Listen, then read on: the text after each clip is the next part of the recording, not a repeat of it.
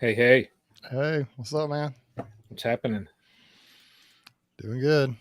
We got some rain happening outside right now. We don't have that. We just have a cool day. So I think we're sitting at 47, 48 degrees right now. Man, that's crazy. It ain't that So cool here. I promise you that. yeah. Well, I mean, if you want to experience it, you could fly up and I could be like Lisa and come on up there. exactly, That was cool that she was exactly. able to do that. She's on here, I think. I saw Yeah, her. yeah, yeah. She is. Yeah, yeah. Too bad she couldn't experience the cold weather of Ohio in what May. May. Yeah, yeah. It's crazy. Yeah. Hey, everybody. Greg will be on. He is dropping cells. So as soon as he is done going through, and I don't even know how many he's dropping. I'm sure it's quite a few. But as soon as he is able, he will be on. So I see a bunch of people in here. Yeah, man. Lee, A good crowd in here. yeah, Lee, Lisa, Ed, everybody. Adams Outdoors. Howdy, howdy, howdy. Grayson. So everybody's in here. So Bruce, what's happening down your way? Well, we've had I would call it a very mediocre year so far with the honey flow type stuff. It's been strong enough that the bees they stayed pretty strong, but they haven't just exploded like they sometimes do. And I talked to Mike Berry a few days ago, and he said the Mm, same thing's happening over there. I guess if you watch his videos, you can see the bees know what's best. I think if you're trying to grow them and split a bunch of bees off and just make bees, if you artificially feed them, they'll grow and they'll do that. But if you're just kind of dependent on letting nature do its thing, the bees figured out they seem to have just enough resources to do what they want to do. And but down here, it's been just the bees have been strong, but not crazy strong. Some of them have been pretty crazy strong, but it's just been mediocre so far. But they're starting to put in some honey now. I think that the tallow is just starting to kick in. And so maybe we'll salvage somewhat of a honey crop this year. I've all year long I've expected to have some, but I was afraid we weren't going to have much at all. But I think we're starting to have some starting to come in. I've got a few supers I've noticed that are pretty full, starting to show up on the hives, and so I know that Lisa's on here, Grammy's on here, and yeah. Ed also from right in this area, also Grayson. Why don't you guys comment in the comments about kind of how your flow is right down here locally? But mine has been mediocre at best, but it's starting to kick in, and hope to get a reasonable crop this year. But it's not going to be a record crop by any stretch.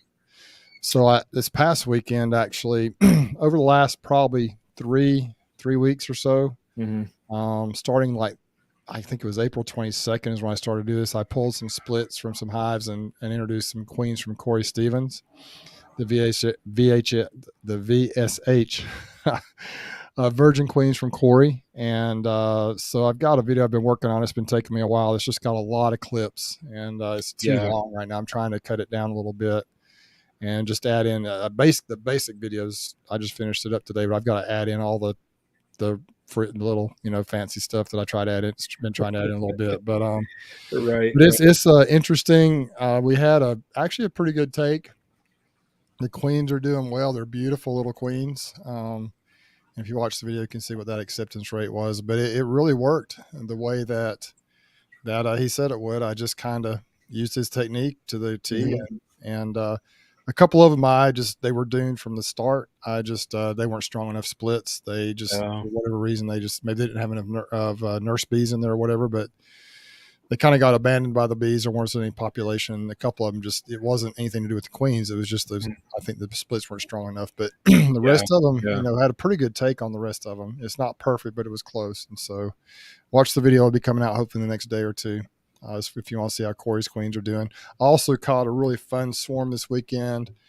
We got a video on that, but it's going to be a few days before I get that edited. I'm still trying to get the one from Corey done. So that'll be, I hope that's going to be a really, really fun one to watch for everybody who's on here. And hopefully some folks will watch that really haven't watched Mhm. this stuff before. Hopefully it can have a good viewership. And so, but beyond that, we're just kind of trying to hold steady. We got them stacked up with supers, and hopefully they'll pack them, get some honey in there so we can have some honey, so I can provide, I've got quite a few customers now, and you have that demand, and I just like, I hate to run out of honey, and I've got a little bit left from last year, but not that much. And so I don't want to, be, February and out of honey, but I guess it's, if it happens, it happens. What can you do? You just can have what you have. And also trying a new product, and I don't know if you can maybe pull it up, Brian, later. We could talk about it even right now. It's a company called Simplecomb. It's simple and then KOMB.com. It's a new product. Some of you on here may have heard of it, but they reached out to me, and we had to work with it a little bit. It's a way to do comb honey. It's not Ross rounds. It's not hog half combs, but it's a whole new principle. Well, same principle, but it's a whole new design. And I just put it on the colonies. I think it was Monday afternoon. So we'll see if we have a strong enough flow to fill those things up. It's a cool concept. You just use your standard wooden frames, and they got these plastic cartridges that fold back on themselves, and you put them back to back in standard wooden frames, and the bees, fill them up with honey, and it's really pretty. There's actually, I think, 80 cartridges in a medium super. They're small. They're pretty small, but the way they're set up, you can put a lot of them in there, and if they fill up like they're supposed to, it'll be beautiful comb honey. And so I can't find that. Simplecomb.com. Simple with a K. Simplecomb with a K. Oh, comb. Anyway, that's kind of what I've been doing. We had a little bit of learning curve on the Simplecomb stuff, but beyond that, we're just kind of letting the bees do what they do. And it's a brand new product. I think it's just brand new. I mean, they're just rolling this thing out, and it's kind of a cool concept. It's along the lines of it's along the lines of the Ross rounds and the hog half comb, but it's a little bit of it's easier process. So anyway, let's see here, if y'all are interested, you can give them a call if you're interested in trying out, and they're really good to talk to you and kind of walk you through everything. They're from Minnesota. You just use a standard medium frame. I will tell you this: the problem we ran into though is I ordered my frames from Hilco, and though they work for foundation, there wasn't quite enough space between the top bar and bottom bar, and so I couldn't get the stuff to fit properly. It needs to be 5 1/4 inch to fit really good. He sent me a couple of frames that he had installed it in. It was perfect, and so I just actually whittled down those Hilco frames, and it snaps right in really easy. That was the problem, is we were trying to get it in there, but the space wasn't really big enough to stick it in there. But it really is a cool concept. So like this here, it's got a base pack. Let's see here. Includes 10 Simplecomb cassettes that install into 5 medium frames. 2 cassettes needed for each frame. Now the cassettes, there's four in each cassette. See that? Yeah. So that's like you have 8 per frame. Yeah. So it's a lot. I mean, and it's only $40 for 10 cassettes. Yeah, and if you can sell those even for $8 a piece. Yeah. The guy says he gets 10 for them. If you can sell them for $8 a piece, it adds up. You got 80 of those jokers times 8. Yeah, 10 cassettes on here. I see Russell's asking the price. 10 cassettes is $40, 20 is $80. It just goes on up. I think basically it's $4 a cassette. You use 2 cassettes per frame, and you do have to have standard medium frames. You need to measure them 5 1/4 inches from the bottom of the top bar to the top of the bottom bar. Huh. And it's worth a try. Interesting. I'm trying it out right now. I got a super of it it took me a little while to figure it out. We just figured out that my frames I ordered were just the bottom bar was too thick, and you can snap foundation no problem, but it needs to be 5 1/4 is the ideal top to bottom width. 17 inches across, 5 1/4 up. And if you go on the website and research it, there are the measurements and everything are on there, exactly what your frames need to be. The standard like Man Lake, Data, and I guess are perfect. Yeah. But some of the companies, the bottom bars are a little thicker, which is more durable. But for this particular product, it needs to be that 5 1/4 inches top to bottom. Now, with these cassettes here, do you add wax foundation into them? You can paint some wax on there on the bottom of them. It's almost like if you had blank foundation and with no wax on, you just give it a little light coating of wax. Yeah, that's what you do with these. Just a real light coating that'll get the bees to draw it out. It has a pattern on it. It has a pattern on it, just a lot like foundation. Let me. It's pretty cool. I've Pretty got cool, one man. of them up here. Yeah, it shows that. Mm-hmm. I mean, that doesn't look bad, huh? All you do, it folds back on itself. So when you pull it out, you just flip the top over and it snaps down on itself. So you don't That's have to how it have looks any right extra there. pieces. But those are the dimensions you need to have in your frames for it to work. Yeah, If they're too narrow, it doesn't fit in. It doesn't snap in easily, and you have to, like I did. I finally was like, I'm going to make these things work, and I whittled it down, and then they worked. yeah. They get snap in so easy if it's the right size. It's really almost not fair how easy it is. Huh. But anyway, I just thought I'd share that with you. Wow. It's a pretty cool concept, and I didn't do a video on it. I really just want to try it out this year. If it works well for me, I may try it. I may do a video on it next year, or I don't know what I'm going to do, but I just was kind Yeah. of playing with it. And if you're interested, give them a call, talk to them. Interesting. They're super nice people. Tell them you heard about it from me. Anyway, but you got to get it on there in a good, strong flow, just like any of these comb products. The Ross rounds are that way. I'm sure the hog half combs are that way too. Anything you do with this, it's a comb where they build it inside these cartridges. You got to get it on there in a strong flow, or else it's probably not going to be Yeah. super effective. Yeah. But anyway, that's what's going on down here, Interesting. Brian. How about you? What's going on Interesting. up your way? Uh, I saw your video about the queen acceptance, and I thought that but you figured out some things, man. You ended up, not falling too hard on that. You ended up with some success actually out of the I- whole deal. yeah. I mean, so I did. Everybody knows I did my expansion and got some queens in from California and installed the queens. And lo and behold, then, and I truthfully, I have no clue what happened. I don't know whether it was I don't know. I don't know whether it was weather or there was a weather factor. I literally have no clue.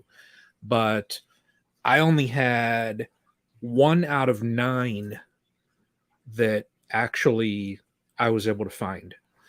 In a couple other colonies, there were, cells. I found virgins in 2 of them. It's just I have no clue. And I had a couple people comment like on the videos. They said, "Oh, well, on the first part of my last video here, you didn't go into the lower deep, so maybe the queen was down there, and they're making cells up top, just because her pheromone wasn't strong enough yet." And the reason why I didn't go that deep into those colonies that day is we were starting to get into a little bit of a downpour, and I had to Yeah. do what I had to do, and I just wanted to at least check the top. And by the time I just called it quits that day, it had rained so much that literally like my socks were wet. I mean, my shoes were basically just drenched. My jacket was wet, everything was wet. You were done. And and I was just done. I didn't feel like cracking, the boxes apart. The bees just they probably would have gone nuts. I mean, they were already letting me know it a little bit that the weather was bad and they didn't want messed with. But, I mean, sometimes you just have to do what you have to do. The second part of that video, then, I checked both deeps and no queens. I didn't find eggs. I did find some virgins. I actually got, you know, that one virgin there, she was piping out pretty good. I actually heard in 2 of the colonies, I heard, piping. So, I mean, that's on their way. I mean, it is what it is. I mean, I'll check them again here. Um, I'm probably going to give them another week before I check those 8 colonies. Just, really like right now, hasn't even been a week. So what am I going to find? If the virgin, if she goes out and mates, I'm really not going to find much this early. So I'm going to give it another week before I check those. The others, I mean, they seem to be doing, pretty good. I had to, one of the newer splits that I made when I had moved my original queen over, with some frames, they have that darn box packed out. So I actually had to add a second deep onto that one. And the flow is starting to hit here as well, just because I got one colony that the upper deep is literally all 10 frames across was packed out with nectar and honey. So like Neil was saying, NKY honeybees, saw him last week or the week before. He was saying their flow in Kentucky is very strong, and he's having to go out like every 3 days just to keep his colonies from swarming. I had to add on, gosh, I've got 2 supers on each of the farm colonies, and I put on 14 or 16 supers in my main apiary. So just to give them space, and it's almost like it just hit so fast, went from, almost nothing, and it was just kind of creeping into, it's just like somebody turned the faucet on and it's just running. So, Yeah. but they're doing good. I mean, I could be a little more concerned that I didn't have as much acceptance as what I wanted. But it's only May 17th. Yeah. How many did you end up with out of the deal? Do you think? How many are you going to end up with, or what's your estimate? I don't know. And right now, total colonies that I have, I have 20. So, and I got 2 virgins coming just to try. It's just I figured out what the heck everybody's getting them, so I might as well see what they do for me. But I got 2 of Corey's virgins coming next week, so I think I got to start that process out probably tomorrow. I got to go pull 2 splits off, and just to start that process to get them hopelessly queenless. Sure. Like he says. So what's he say? 7 days? Well, this is what I did, and it really worked quite well for the ones that I didn't mess up on. The ones that I didn't mess the splits up on. I pulled 2 3-frame splits, just small splits. They weren't huge. And frame of food, frame of brood, and just kind of if it wasn't a lot of brood, I pulled 3 frames that had something on them, just a little bit of the different things, and a frame of comb, frame of just the other 2 were either foundation or comb/foundation type frames that were just empty. Put them in 5-frame nukes, and I waited actually 3 days. Then I put the virgin queens in there, taped the candy plug, taped the end so they couldn't eat through the candy. Left them in there for 3 more days. Right. And so 3 days later, that was a Friday. You could do it either that sixth or 7th day from the day of the splits. Go in and you break down any queen cells you see in there. And then there's no way they can make a queen. All the larvae is too old by then, right? Because if you go in, like say it's a brand new egg when you put it in there, when you make the split, that egg could be viable to make a queen within up to 7 to 8 days, because anywhere from 3, I think it's anywhere from 3 to 7 days from the day the egg is laid, they can make a queen out of that. So you just want to, but what I did, I put them in there 3 days after the splits. Then I came back 3 days later, removed the tape. I put tape on the ends, removed the tape. And then I just left them alone for 2 weeks after I broke down all the queen cells, pulled the tape off, and came back and actually had pretty darn good success. But you just got the ideas. If Corey ships typically on Mondays, so you're going to get them probably on Tuesday. Yeah. And I just couldn't get the splits made. So it was a week between putting them in there. So if you're going to put them in there before that 6th or 7th day, you need to put tape over that candy plug. If that makes sense, until that 6th or 7th day. Yeah. So I should probably go tomorrow, because if he said mine will ship on 5/22, that's next Monday. I should probably go tomorrow and just make up 2 splits. So the 22nd is next week. Yeah, that's next week. Yeah. Yeah, that's next Monday. That'd be good. And then you can stick them in there and wait until it's the 6th or 7th day, or even the 8th day, and pull that tape off, and then just don't even touch them for 2 weeks, 2 to 2.5 weeks. Yeah. Carl on there, Corey says keep them queenless 9 days. Yeah. Yeah. He told me when I talked to him about it, he said either Friday or Saturday, because I can't just go back up there. I can't always just go up to Ozark every, Right. But he says 8 to 9 days, I think. But it worked perfectly for me on most of them. Like there was one that wasn't accepted and another one that had another issue, but out of 10, that weren't my fault. I put 2 of them just were doomed. The colonies weren't strong. The splits weren't strong enough. Oh. So I'm going to basically say I made 10 splits, and my acceptance was 80%. One of them just didn't get accepted for whatever reason, and the other one there was an issue with the queen. But you can watch the video to find out what happened there. Yeah. but the Yeah. other 8 are just absolutely beautiful. I mean, just beautiful little queens, and they are just Nice. going to town, laying it up. Super. Obviously the bees that are in there are the bees that were in there previously, Right. but they are calm as heck. And I don't know, I don't know if worker bees are mean because their genetics are that way, or if it's a I'm pheromone the not queen sure. puts out, or if it's a combination. Because I don't know what you guys in the comments think, but have you ever noticed how if you replace a queen and it's from a more gentle stock, it seems to me like many times those bees start to calm down pretty quick. Before they've had a Yeah. chance for her to lay and have workers in there, and sometimes it seems like they calm down fairly quickly.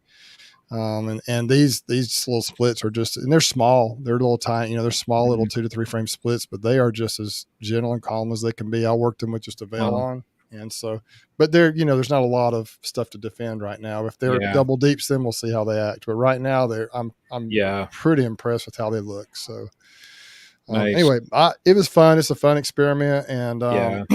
it's fun to kind of introduce some different genetics. I still want to get a heavy dose of Greg's queens just because they're so gentle, and I Right. like their traits and characteristics, and I want to get some more from him. But I've got another group. You- I've got another 20 queens coming from a guy named Ernie Welch in Texas. Oh, Some okay. more. They are treatment free stock. He's been doing it for a long time. And anyone on here from Texas, if you've heard of Ernie, let me know what you think about his stuff. Everything I've seen, not Ernie, necessarily advertising, but other people are using his stuff have been really positive about that. So we're going to try some of his out as well. And just, I'm trying to breed like a hardy, but gentle Alabama Mhm. bee is what I'm trying to do. So we're going to see Yeah. what happens. And Yeah. maybe with all this stuff I'm working on, maybe it'll end up being to the point where I could actually start trying to make some queens and sell some queens here in the future. But I'm not Right. quite where I want to Right. be. But I'm not but a year or two away from maybe trying to do that a little bit. Yeah. Yeah. Oh, I was just, I was, Tim has an interesting comment on here, and that very well could be true. Um, this latest one here, yeah, I think they get pissy because of the queen failing. Yeah. could They be. want a new I don't know. queen with strong pheromones, calm the colonying days. Yeah. I mean, that could be. Yeah. It could be sometime. I think there's different reasons for it, but anybody Yeah. has any ideas, just let us know what you Yeah. think. I was just sitting here thinking, and so this first round of queens that I got kind of crapped out on me, but I've got queens from Greg ordered for after the solstice. So any of these colonies, if I don't like how they're looking, I mean, I always have that to look forward to. So Sure. I guess that forward thinking, I was planning ahead, just you know, thinking, well, we'll requeen some things midway through the summer. I guess that's going to kind of work out.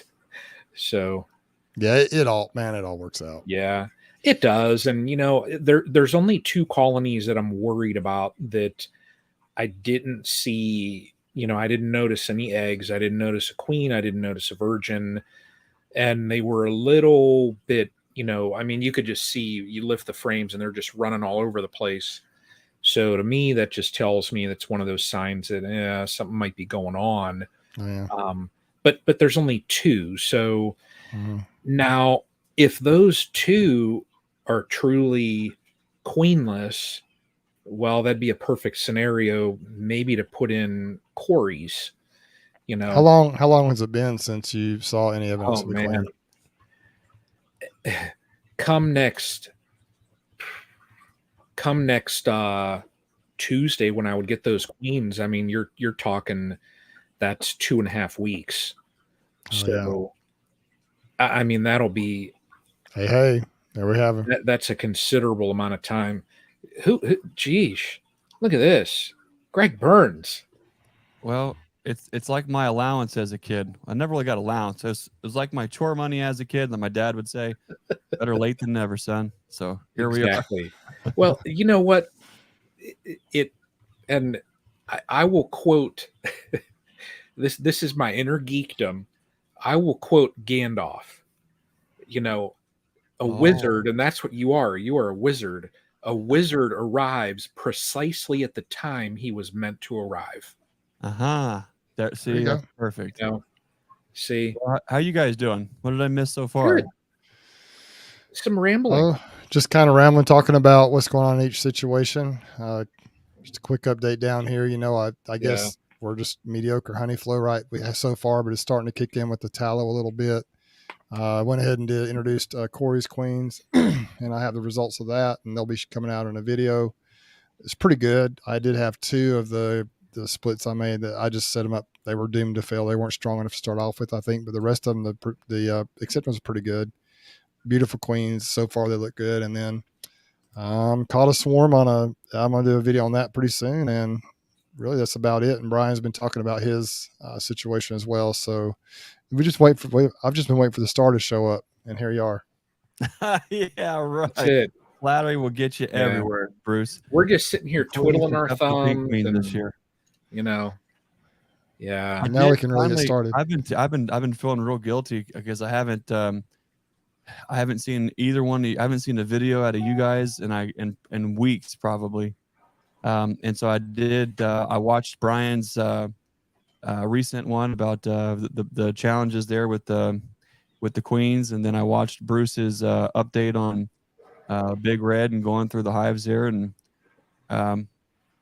so I feel like I know a little bit about what's going on, but that was probably sometimes past. Any updates on Brian on queen situation?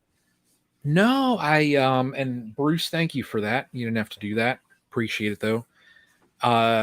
No, those colonies, I'm going to give them until sometime next week. And like I said a little while ago, if there were virgins in there and some of them had cells, nothing's going to happen, this week. Right. So they're going to have to get themselves mated. And, the cells that were there, I would bet they probably have emerged by this point.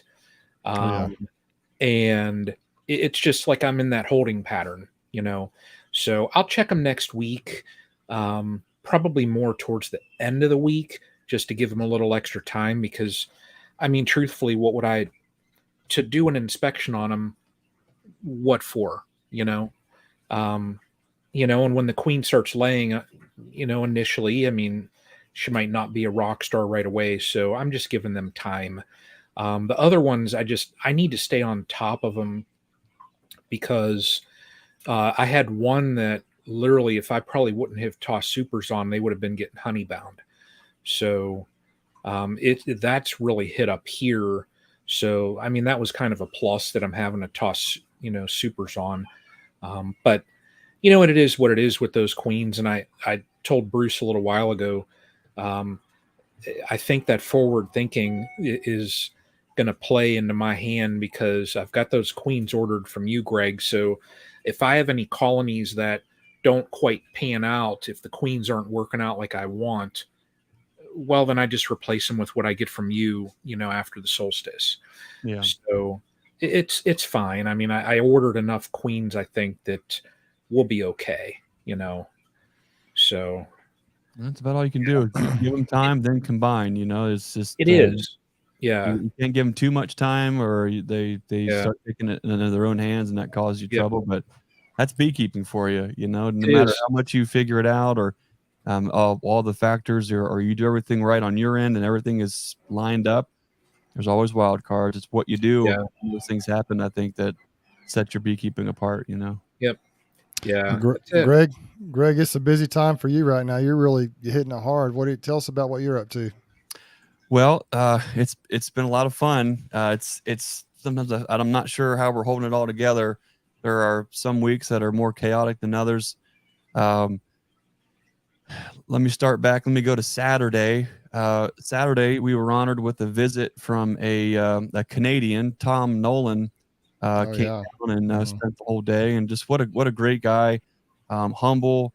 Just he knows the products in and out. For folks who don't know who Tom is, Tom's with Knot Apiaries, representing Formic Pro, and he took the time to come all the way down here to the farm to just sit down. We did an interview, did a little field video similar to what Bruce's did, but we really tried to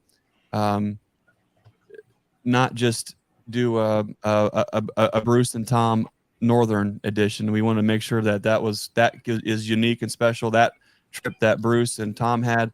So we were just kind of just hanging out, talking about stuff. And you'll have to wait to see that video, because a lot of you listening, you either love Formic or you hate Formic.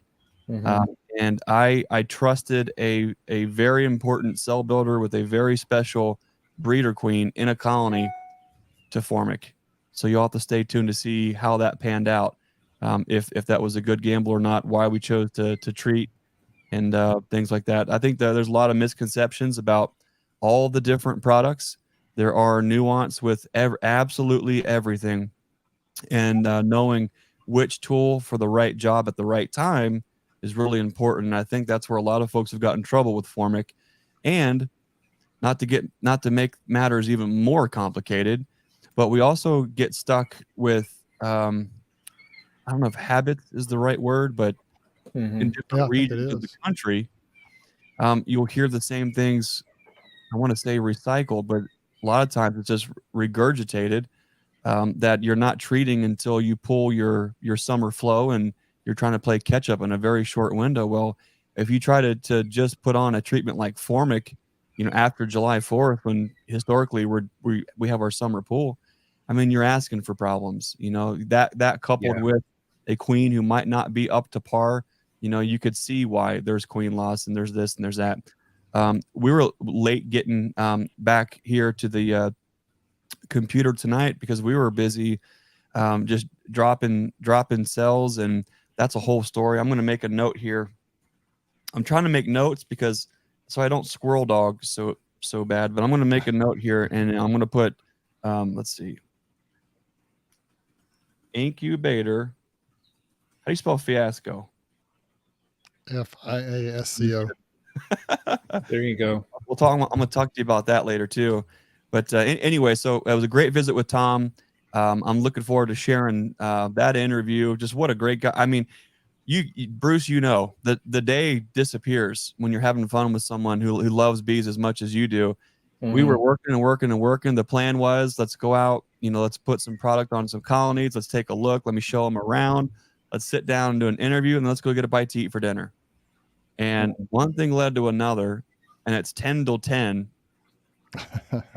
And Tom's pulling out of there. We skipped dinner. We were good. But anyway, Tom, if you're listening, I really enjoyed having you out. Looking forward to getting that interview out.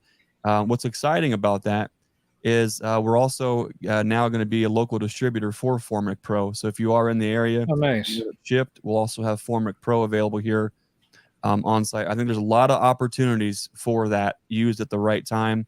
And I really feel like, truth be told, we've had a missing component in our treatment, in our IPM, that when we needed something that was a little heavier hitting at the right time. Now we have one more tool for the toolbox, and we can use it appropriately. That's sort of a big deal. So that happened. That was pretty cool. That was Saturday. I enjoyed seeing, if you guys haven't already, Lisa Gowan, Grammy's midwife, Suburban Homestead. If you haven't already, even if it means jumping off of this live stream to go to her channel and subscribe, hit that notification bell. She came all the way up from Alabama, and she visited here at the farm, and man, did we have an adventure. It was so cool. I know we teased it last week that something happened that you'd never seen before. Bruce and Brian, did you guys get a chance to see the video with the I did. I watched all three of them. I saw parts. Have you ever seen drone parts hanging out of a virgin queen? I guess she's made a queen at that point. I don't know that I have. I don't think so. It's possible maybe once, but I don't think I have. I'm not sure. If you have, it's probably been in the box right when she's come home.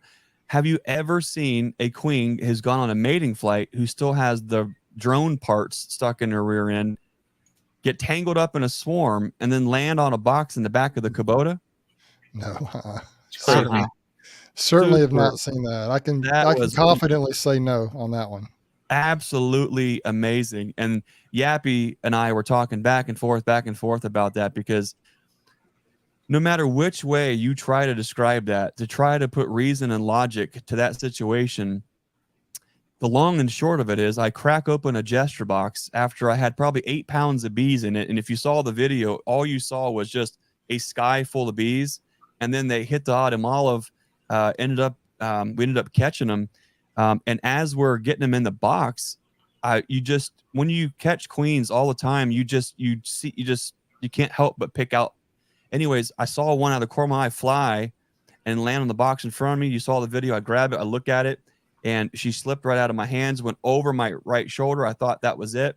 And then as we're putting everything back together, I look up in the tree, and that last little cluster that was up there all go right back down to that little, they're like a baseball size, maybe tennis ball. They all go back to that box in the back of the Kubota, which is sitting on top of the other swarm that's just all sealed up. Now I'm thinking, So sure enough, I look in there, and you saw it in the video. There she is. Snag her, and she is a absolutely beautiful queen. So logically, when you think about that, you know, right now, that day in the yard, there was up to probably 200 queens going off on mating flights, right? So it's not out of the ordinary to have a queen go out and go on a mating flight. But what are the chances that a queen out of one of my other boxes goes on a mating flight, gets tangled up in that swarm cloud of bees, and then lands in with them on the box? I actually think that there's something else going on that no one talks about, probably because it's never seen before, that absolutely goes against everything you'll read in science, everything that you'll actually read and what the bees are supposed to be doing. I actually think that she was a virgin that was a part of that swarm, that as soon as I opened up that box, they all hit the sky.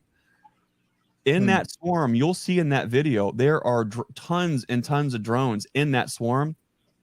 It's not beyond the realm of possibility. And I know they say that queens will not mate with drones from their own box.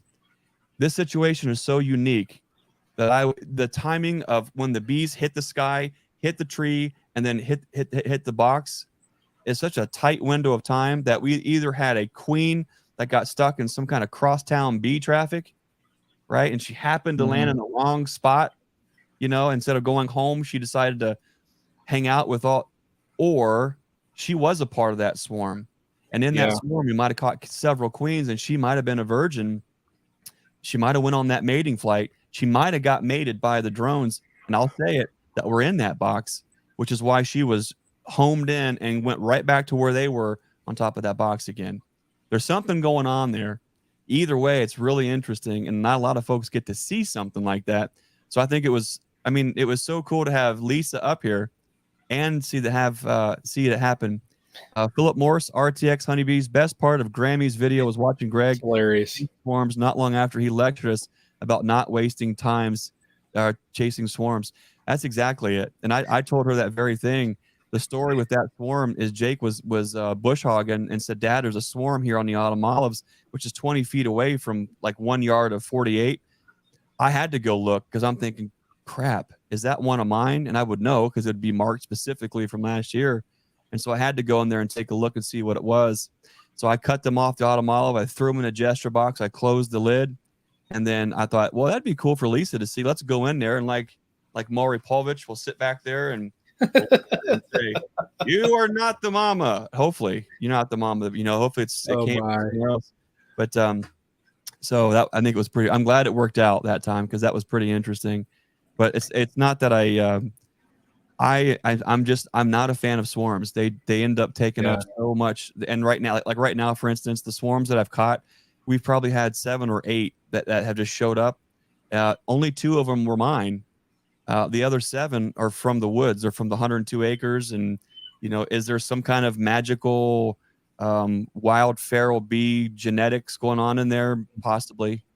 Either way, I'm not real concerned about it.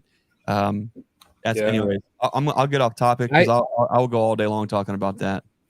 You know, I almost followed suit right along with what you said about, you know, spending the time catching swarms, because when I got a call, I caught that one, and you know, my mom called me and she was like, she sent me pictures and she said they're about 4 feet off the ground from where my hives are. They were right up at the corner of her garage. And she said they're on like this, you know, I forget what kind of tree it was. And I swabby over. I said, I'm not really going to mess with it. And literally all I did, I chopped some briars and that out. And I I set that gray, like corrugated, it's that swarm, I don't know, whatever. It's that swarm box I bought at last year's Hive Life. I literally just knocked them all down on the ground, walked away, and I thought, let me go and do what I got to do down in the apiary. And I'm looking up and I'm looking up and I'm like, well, they're all clustering out on the front of the box. So when I was done doing what I had to do, I literally just walked up and I took my hands and I just scooped them all down, and basically made a huge ball of them at the entrance of that box. And I mean, it's like somebody just turned a switch on. They just all started going in. And I probably spent 5 minutes catching that swarm. That was it. That's pretty cool. The best thing about swarms is just seeing what the bees do literally outside of a box. To me, that's there's a certain magic to that. I love seeing that, just how these rascals react, what they do, how they have it all together, how they communicate.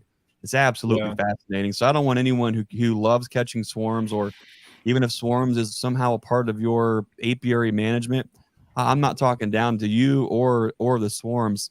It's just for me and what we do, it's the time taken away from everything else that needs done, that needs managed, that's moving things in a way further direction. Right now, if I added up how much time I spent on swarms in the last 2 weeks, in total is probably, I wouldn't say, spent more time talking about the most recent one. I did try to take a video because it was a really cool catch. Just down the road.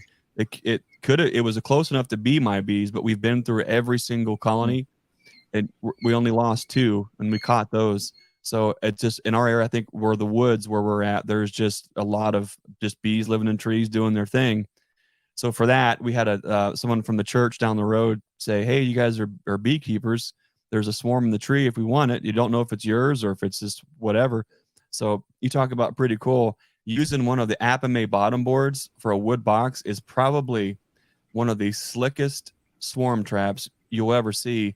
It is just so incredibly handy to have all that ventilation on the underneath side of that bottom board, and then being able to just close them down off that front entrance, put the flap up, turn the dial. That was pretty cool. So for that, what I decided to do when we caught that one is I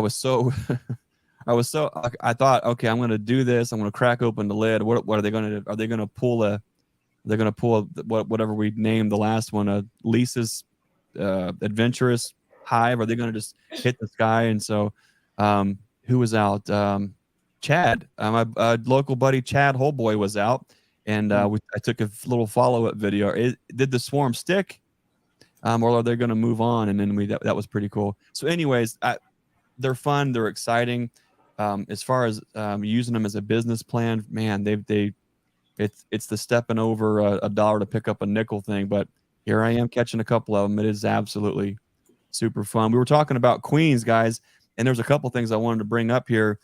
First, it was so awesome. There's a lot of great bee clubs.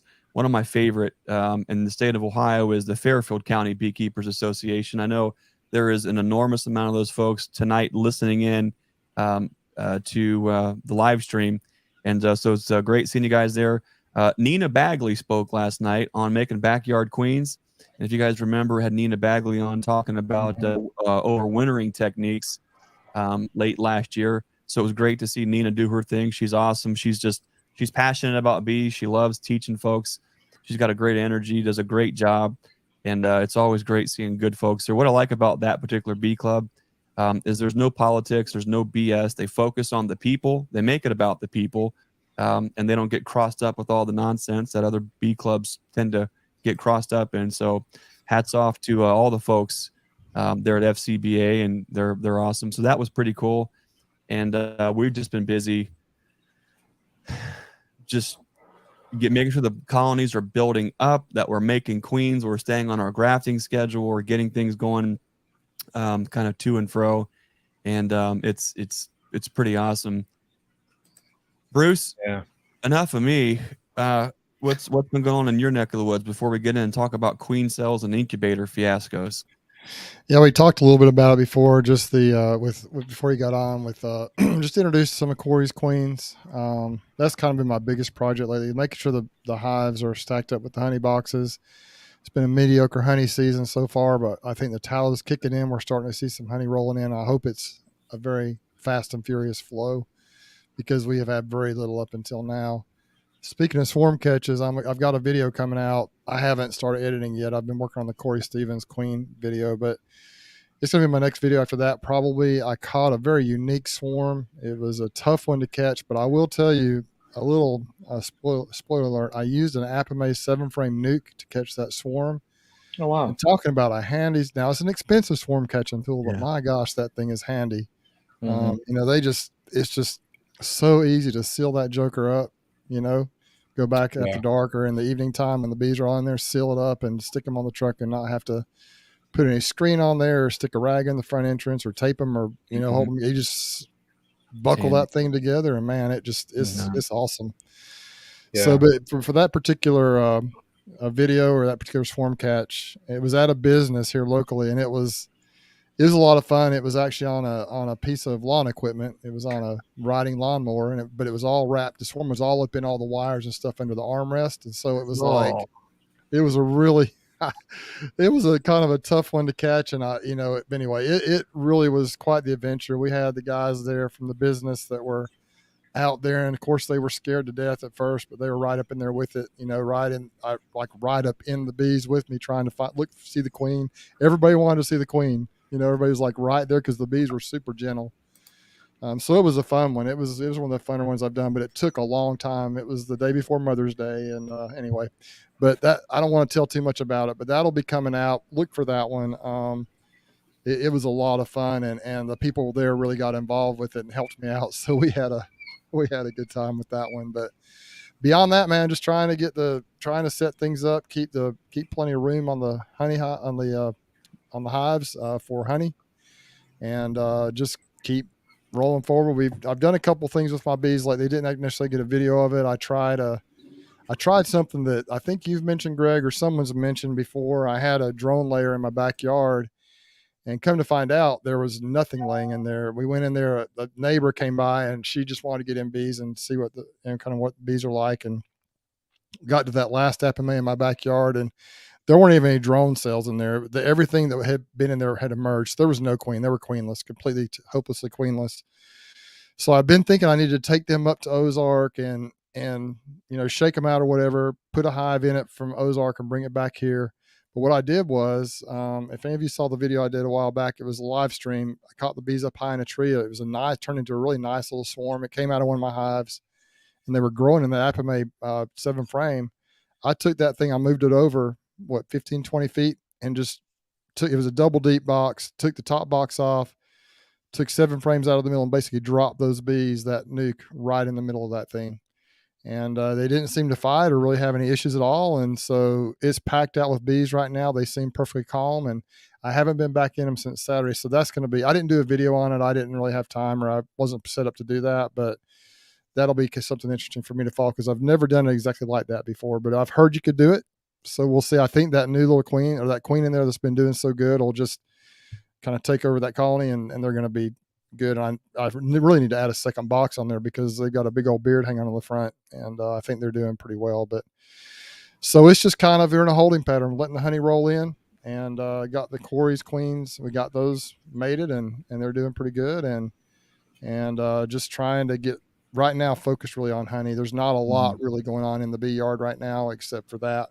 And I also mentioned, Greg, to Brian first thing, and many people have come on here since then. There's a new product I'm trying. It's a product called Simplecomb. It's out of Minnesota, and it's for those who weren't on here. It's like these cartridges that fold back on themselves. It's kind of like a Ross round principle or a hog half comb type principle. It's real cool. It's a brand new product. They reached out to me and sent me a few to try out, and so it's been a little learning curve for me, but it's really, those are nice. Wow. Pretty cool. You just basically, what you do is they fold back on themselves. You put them back to back in the frame, in a standard frame, but it has to be 5 1/4 inches top to bottom and 17 inches wide. If it doesn't fit in there properly, which is what I found out, the Hilco frames are a little bit, the space in the middle wasn't top to bottom wasn't enough, so I had to actually whittle down that bottom bar a little bit, get them to fit. So it needs to be 5 1/4 inches top to bottom. They snap right in there, and then you let the bees fill them. They need to be tied against each other in the box. You pull them out, and that's what they are. So you just pull them out. You basically fold the top back over and snap it in place, and they're ready to go. And there's 4 of them. There's 8 per frame, and so you get a 10 frame box. That's 80 of these jokers in one 10 frame box. Wow. Or if you just put 5 frames in, obviously it's 40. But whatever you want to do, it's anyway. If anybody's interested in it, it's kind of a cool concept. I'm just trying it for the first time, but I thought I'd just kind of share. That's one thing kind of I'm working on, and don't really have a video on that or anything. I just wanted to try it out for the folks. They kind of reached out to me, and if I like it, maybe I'll do a video in the future, maybe next year. But anyway, just thought I'd introduce it. I think I'm going to order a pack of those just to try, man. Also. Might as well. Yeah. It needs to be a super strong colony. It needs to be during a flow. The frames have to be tied against each other, like any of these type of products. And on the sides, you either have a frame of honey, capped honey solid up against it, or you need to have like a board, because if they build them out too fat, the lids won't close, is what the guy told me. So you just need to be sure and make sure that there's not extra space in there. But it's a cool concept, and first of all, I want to see if they work, and second of all, see what the interest is around here. But Greg, you mentioned Tom Nolan coming down. Man, he is just the neatest guy. And one thing I like about Tom is, like, he's not pretentious. I mean, right. He's not a salesman. Like, he's not trying to get you really. He's not in here saying you need to try this product. He is basically, when he came in and talked to me, it was really simply trying to educate me. And, he basically said, what questions do you have? This is what the product is.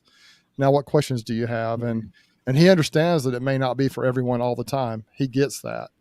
I really like him. Just his whole approach is it's more of just like the eye of it, or the mind of a teacher. Like, he wants to teach you and share this product that to him is a quality product. And then it's up to you to decide. He's not pushy at all. And I really appreciated that about him. And frankly, I've been pleased with the Formic Pro results here. I'm bummed that I missed him when he was around. I think that actually it seems like it does shut down the queens for a couple of days, but man, they come back with a vengeance. I had a queen in my backyard. I tried it on, and her brood was all spotty and just wasn't real good. And man, now it's a solid sheet of brood. It's really nice. And I mean, I don't know honestly if it's the same queen. I think it is, but it's possible they superseded her. But whatever happened, right now the colony is just so much healthier and stronger than it was before I put that Formic Pro in there. So it's got definitely has some positive benefits, and some people hate it and they don't think it's good, but I personally went ahead and tried it on quite a few colonies and I was pleased with the results overall. So there's a lot of great products out there, and I think they all excel at different times of the year. They all have a pro and a con.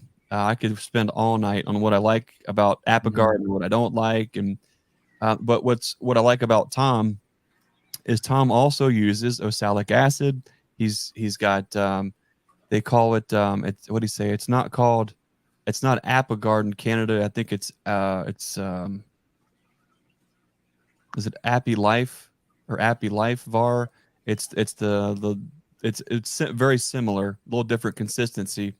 But he'll be the first to tell you, there are times where Formic's not appropriate and you shouldn't use it. And we tried to, matter of fact, we went through different configurations at the farm to show just that. Here's a 10 frame single that has 4 frames of bees. Hey, if you washed them and they're high in mites, like, it wouldn't be appropriate to use Formic. You'd want to let them build out a little bit, use a Salic to help keep them knocked down until they grow out big enough and they can withstand that Formic. We were talking about 5 frame nukes, 8 frame boxes, singles, story and a half, doubles, when to use it, how to use it. And truth be told, I just really didn't understand. I'll be the first one to admit this. I sometimes have a hard time reading through those leaflets and those instruction booklets. And no matter how nice the diagrams are, sometimes I just cannot. Maybe I'm too much in a hurry or whatever that is. So I just haven't really understood it. That paired with all the echo chambers, echo chambering of it'll kill your queens, it'll do this, it'll do that. You're just like, well, I'll try something else. What I can tell you is Susie and I were out flipping the cell builders right before we got on here tonight. And one of the cell builders that doesn't currently have cells in it, we already pulled the cells out and they're in an incubator. How I run a lot of those is I've got one of my really nice queens that I graft from. They'll be in that box configuration. And we hit them with formic acid. And so one of the first things I told Susie is, well, let's go out here and look at the front of this colony. Let's see what happened, right? I'm anticipating maybe seeing a pile of dead bees, some pupa, something out front. And we put that on Saturday. So it's been Saturday, it's been Sunday, Monday, Tuesday, it's Wednesday. It's been 4 full days. Guess what I seen out in the front of the colony? Almost no issues. Nothing. I just saw bees hanging out, looking at me like, "Hey, what's going on?" Exactly. Nothing at all. Matter of fact, they just seem to be totally chill. Now, what I did is I'm going to wait to open it up and go into it when we actually are pulling the product off, when we've got a camera and things like that, and just document exactly what it is. And I put Tom on the spot. I said, "Tom, look, I really appreciate your approach. There's no pressure here at all. You want bees, you want people to be happy. You want bees to be, making it through the wintertime. We're just going to share what this does to this colony." And I told him, I said, "Look, I believe in what you're saying, and I believe this product can be the right tool at the right time. So I'm going to put my money where my mouth is, and let's put this product on this colony with that breeder queen, and let's see what happens." Extremely risky of a move, Yeah. not for everybody, but we'll know here pretty soon. Tom told me, he said, the first time I applied it, I took the paper off, which was wrong. I took the paper right off of there. Right. And it was a little bit brutal on the bees, I think, although they did fine. But when I applied it to a bunch of those pollination bees, I didn't apply it to the ones that weren't strong enough. If they were weak or mediocre, if they didn't have enough bees, I didn't do it. But the ones that were strong enough, some of them were incredibly strong, and they covered up the entire front of the box. By the time I left the bee yard, some of them just were totally black with bees, because it ran them out. But then by the next day, I went by there, and it was like you said, a day later, literally, the bees were acting like nothing even happened. And so he told me when I first applied to that very first colony, he said, it's normal to have some bearding, even when I did it wrong. He said, but by this evening, those bees will be back in the box. And sure enough, I think there is just a pretty harsh few hours there, but they pretty quickly get back to business in the hive. They get it. They just they figure it out, and they do fine. So I do think that it's either shut down. Maybe it's caused a few of my colonies to supersede, but I think those were in colonies with weak queens anyway. Very, very few, like just a couple, like not very many. But I don't have a problem with that. If I can end up with a vibrant young queen out of it, that's what I want. I want to have, and it really seemed to have good results. So I'm not trying to sell the product. I don't think you are either, Greg, but just kind of sharing my experience with folks that I don't see any reason to be afraid of it here in the South. The big fear here in the South, a lot of people are afraid of it because they say you can't use it because it's too hot. Well, yes, it's too hot in June, July, August, early September. But how about February? But if you use it during the right time of the year, if it's not going to get above daytime temperatures of 85 degrees, it's not an issue at all. I haven't noticed any problems at all with it. And I've used it properly at the right times of the year when the temperatures were right. And really that's within the first 3 to 4 days. After that, most of the vapor that vapors off is done. So really, if it's going to be that way for 3 or 4 days, you're probably okay. But anyway, the bottom line is Tom's a great guy. He's willing to answer questions. If you call the company, they're really helpful. They'll walk you through things. And so, but if you're still hesitant about it, then just don't use it if you don't want to use it. But I'm not afraid of it at all now. Whereas I used to didn't even consider it as a tool for us down here. Well, one of the things to think about with that, and this is again not a sales pitch for Formic, but if you are making queens, whether you're making queens or not, this matters. But specifically, if you're making queens and you're using populated cell builders, you absolutely 100%, without a shadow of a doubt, have got to have those colonies be spotless and squeaky clean. The cleaner you can keep those cell builders, the higher quality cells and queens you're going to have. And so for me, deciding to go ahead and put the Formic on there, there was a question if we did one pad or two. We put 2 pads on there, and we actually and how do I explain this? We did things outside of the instructions for video's sake. And what we did is, you'll see in the video, we actually tore through the colony, tried to find the queen, also did a wash at the same time, did all that, then put the treatments on. But what you're going to see, I have got a feeling there was little to no disturbance to the colony, even doing all those things. They recommend that you disturb the colony as little as possible when you're applying those treatments. But in this situation, I mean, I had the whole thing tore apart. Ordinarily, there would be no need to do that, but I wanted to make sure the queen was laying and was active before we put the product on, right? I didn't want to put it on, and in the last 10 or 14 days, something happened to the queen they were already superseding or replacing, and then blame it on that. So we wanted to have a good, crisp picture of where we were actually at first. And so it's important. So that's why, you might have seen in Lisa's or Grammy's midwife, the video where we spent a little bit of time where those cell builders are. And like right now, there's maybe 40 cell builders, or that are in different phases of being a cell builder, or have already been a cell builder, how we've got to kind of rotate through those. It's important for us to keep those things spotless, so we can keep cranking out cells as long as we need to this year.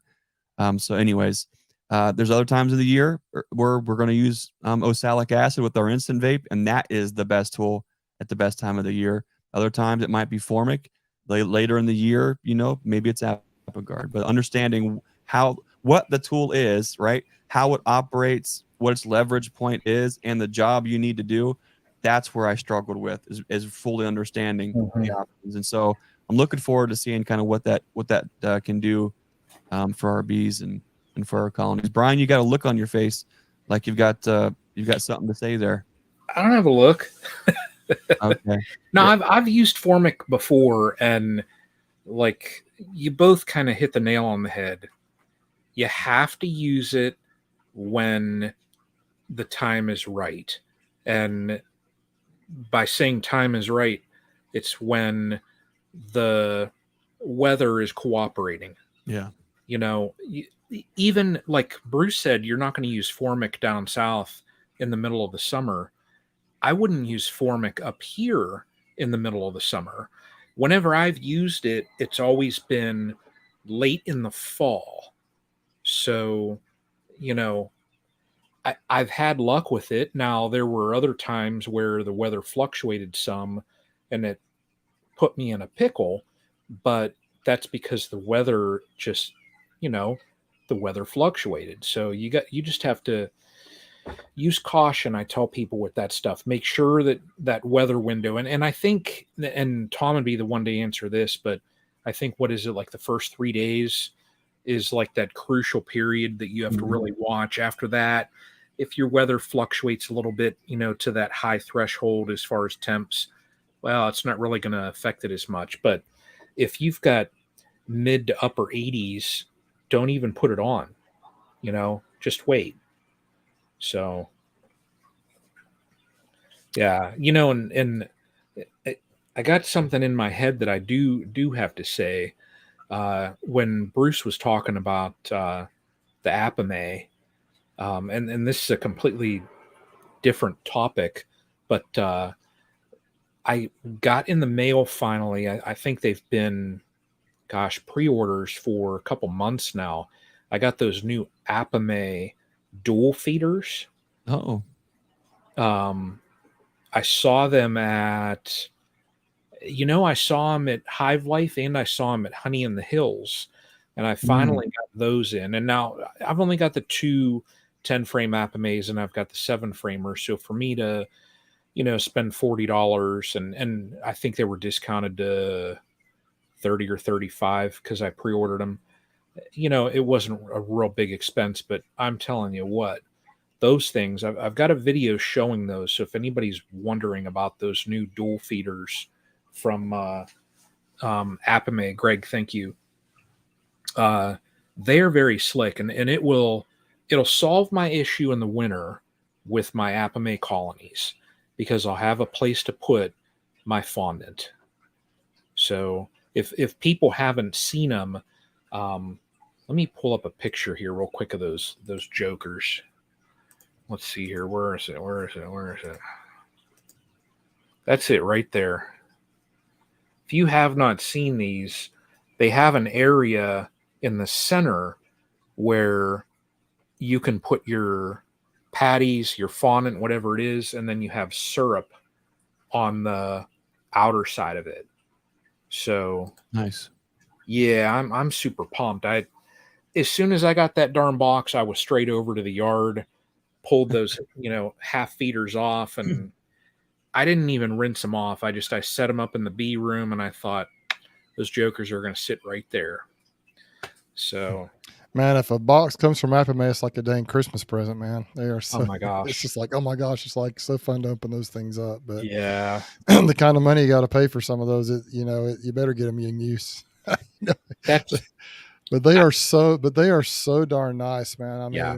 I've got one that's 3 years old now, and the quality of the material is still almost like brand new. However, some of the color on the dials and stuff is fading a bit. But as far as the quality of the plastic, of the material, Yeah, you wouldn't even know. It's just like brand new. It's Yeah. tough and durable. But anyway, Greg, you wanted to talk about, was it incubators and things like that? cells Incubators and queen cells. Cells and I was incubators looking at and my phone trying to find the photos. I actually took them in the video on Susie's phone, and we finally got back, and she's making dinner this late. But I'll have to show those to you a little bit later. But how many times have you heard? Show of hands here in the comments. How many times have you heard that the bigger the queen cell, and the most amount of royal jelly in the cell, the better the queen, the bigger the queen? Like, I've definitely heard that. Show of hands if you've and in the comments if you've heard that. Yep, there it is. Bruce has heard it. It's interesting when you spend time trying to understand what it is that you see and what you think the bees are showing you. And I for some reason I had this one cell builder. They were juiced up. Had everything was totally what Brian's going to show us something here. What are we looking at, Brian? A picture of an egg. Look at Look that. at that. Wow.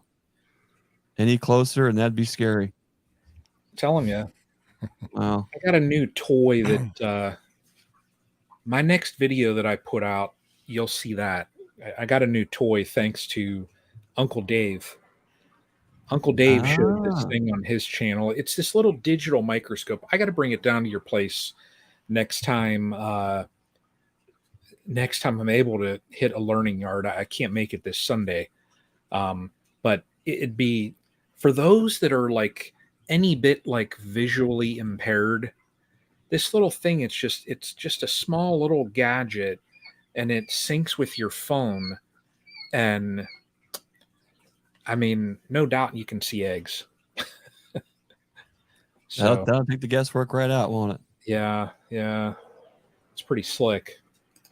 Well, what I was saying about the queen cells is you'll see folks they'll take a picture and they're so proud, and it'll be on their brood frame and it'll be a queen cell and it's like this long. I mean, it's just one. It looks like a finger just hanging off there, and you don't want to burst their bubble. But when you see something like that and you open it up, that's 99% royal jelly, and then a little tiny undeveloped larva or pupa, really at that point, inside of there, and then. You've always heard the very tiniest queen cells aren't worth the hill of beans either. But what's interesting is I thought I had some smaller cells show up uniformly and consistently in one of the cell builders. And I'm trying to think, well, what in the world's going on there, right? Packed full of bees. I mean, everything was prime, everything. I'm thinking, well, what are these knuckleheads doing? And so I decided rather than just call them out, let me run them through the incubator all the way and see what they're like on hatch out day. I kid you not. I don't know that I've ever seen queens so big inside of a small cell. I don't know how it's possible, but there are some behemoth queens coming out of these little tiny cells. and I'm trying to figure out, well, what in the world is going on there? And if you spend time with queen cells, you'll know that they're hatching, they're head down, right? Their tail is up. And if you're pulling your cup out and you're candling and you're looking to make sure you can see, a gator tail in there, you can, make sure that everything is going good, right? And there is some royal jelly above there. But at a certain point, her head's down. She's not going up and feeding on all the royal jelly. So sometimes to have these cups that are absolutely jammed full of royal jelly, it looks great. And for a lot of reasons, it is good because, they're putting the royal jelly there during that early development. But at a certain point, the queen is head down and all that remaining royal jelly is just sitting up there in that cup. When she hatches, what I typically see is when they hatch in a cell protector, the trap door opens, right? And she turns back around and then she goes up into the cell. And then she'll actually, believe it or not, popular to what you'll read in the book or hear all over the place, is the queen will feed herself. She'll actually go up and she'll be feeding on the royal jelly, right? And so she might eat some of that. And then when she's done, she goes right back down and she's ready to go out. It just blew my mind where I had some of the bigger cups, they had great size queens. It was surprising how many full size queens were coming out of small cups. It's just something that it's, but you've seen it before, on if you ever pull a queen, let them make queens, or you have a situation where they're going to swarm, you'll see all different type of sizes. And sometimes the size doesn't dictate the quality of the queen. And so I've got a few of these I'm going to just put off to the side and I'm going to track them and kind of see what they do. But it's neat to just see what the bees are doing, what the bees show you, rather than being just locked into only, imagine just looking at everything that we saw the bees do. And we only knew what it was because we heard about it or we read about it. It's a learning process, but when you spend time watching them and you can see all those things pan out, you can see how these things are integrated. It gives you a whole different point of reference than just saying, well, if it's a small cell, that must not be good. I don't think that's true. I'll even tell you, Greg, excuse me. I'll even tell you, I've had experiences where I've had smaller queens that were smaller in size that just were incredible queens. I mean, they weren't great big, all huge queens. And I've had great big, huge queens that were duds. I think as a general rule, the bigger queens are the better ones for the most part. But I have had some that just were, not as big as you would hope. And they just ended up being really nice queens for me. So nothing, what do they say, Greg? Nothing is an absolute. Absolutes. Yeah. I've seen some of those little tiny queens just so spunky, third and fourth year. And they're, they're not the huge behemoth abdomens, but they have just their slabs and slabs of brood. There's no absolutes, It's usually the bigger queens are the better ones, but every once in a while, man, one of those little jokers just somehow they're just really good queens. So I don't know. Yeah. That's like the Doug Flutie card. Yeah. Oh, it's. I'll tell you what else is cool. Speaking of queens, man, I've kind of, over the past couple of years when I've really been watching queens and looking to kind of keep queens marked, and it's almost like you can almost tell when a queen is a young queen. I don't know if I really noticed that before, but it seems like there's just an air about them. They just there's just things about them when you look at them and you can tell, hey, this is not the queen that was in here before. And man, there's nothing. Those beautiful young queens. They're vibrant. They're just laying it up, and they're kind of, you can just tell there's something about them that's kind of fun. But the newly mated queens that you have in there, and it's just neat to see them going to work. Queens are just one of those things where it's just, it is cool. It's like a miracle. Absolutely. That's what we were drawn to so early on. And we're having a lot of fun with it, and we're constantly learning. And, you also constantly, get humbled too, because, things happen. We'll talk about the incubator fiasco. I saw Jose asked what pollen sub or what pollen patty that we use in our cell builders. For us, we've been, there it is. What I really like is the global patty with the Hive Alive in it. There's something special for us and what we do in our context with the thymol that is in the Hive Alive liquid, which is in the pollen patty, and also on the fondant. We've noticed a tremendous difference in just the health and luster of the colonies when we're putting those products on. So when we are keeping our cell builders juicy and fed, it's with a thinned out Pro Suite that has Hive Alive in it, and then that's what we're using also for our patties is the global patty that has the Hive Alive in it, which comes from Hive Alive, and it's a uniform product. It works beautiful. It's not getting gloopy or globby or liquefying or becoming a mess. It's just a nice patty. The bees are taking it, and it just seems like, man, they are really doing they're doing fantastic on it. So I know you had a bunch of questions starred there, or you had something else starred there. There were, I just looked. There's a new feature here that I saw because I was wondering if you were starring things, and I looked, and it's auto starring super chats. Oh, Must be something new. Charlie Vance, West Virginia Hillbilly Honey, asks Greg, "Are you going to be in Elizabeth Saturday?" I wonder how he knew that. Spooky. This coming Saturday, we're heading down to the one and only Larry and Marianne Sears have a field day down there in West Virginia, and they've invited us to come down and be a part of that. So we'll head down to West Virginia on Saturday and get in on all the fun there. Looking forward to that too. And then this Friday, we have a pretty cool homeschool library speaking event, which is going to be awesome. I love, of course, we're partial to homeschoolers and homeschooling families, and to be able to talk about bees to another fellow group of homeschoolers is going to be a lot of fun. So that's going to be coming up this Friday. I got to figure out what, you want to teach and show and do all the things, right? But I'm thinking, the mode of operation for this one is I'll bring.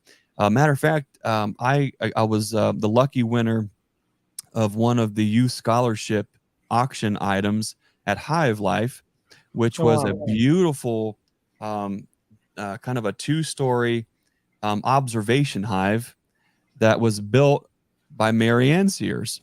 And so I'm looking forward to putting some bees in that, and then taking that this Friday to the library to show all the kids they got to see it.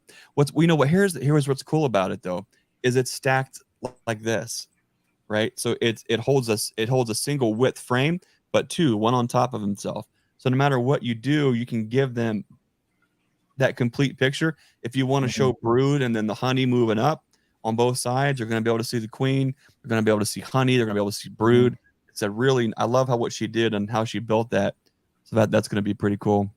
That's awesome to take out there too. But there's so many other things. There's so many things I want to talk about tonight, but I totally forgot about the incubator fiasco.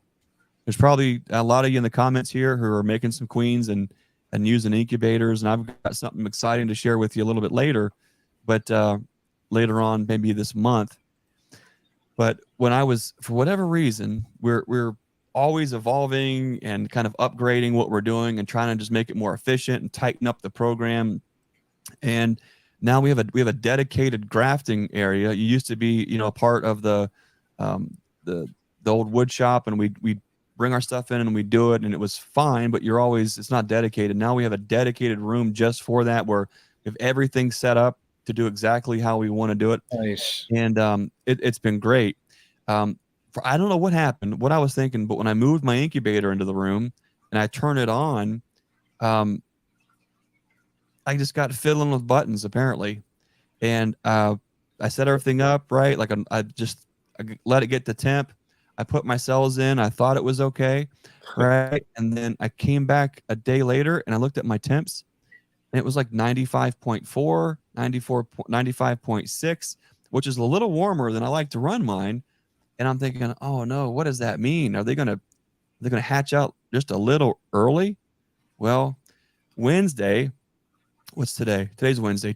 Yesterday was the day in our calendar where those cells needed moved out and put into nukes, right? So tonight, going in tomorrow morning, they would be hatching, right? It's a simple concept. Well, it was raining yesterday, and I thought, I'm going to go to the meeting. I'm going to support Nina and what she's doing there. Go see all the folks down there. and it was raining. It was a good excuse to just pack it up a little early. And then this morning I go to wake up, or as I'm going to bed, I'm thinking, oh no, you have all those cells. You got to get those cells out. Well, I got up early, got here to the farm early, and sure enough, open up the incubator, pull out my cells, and what do I see? It was the first virgin that just started hatching. I'm thinking, crap.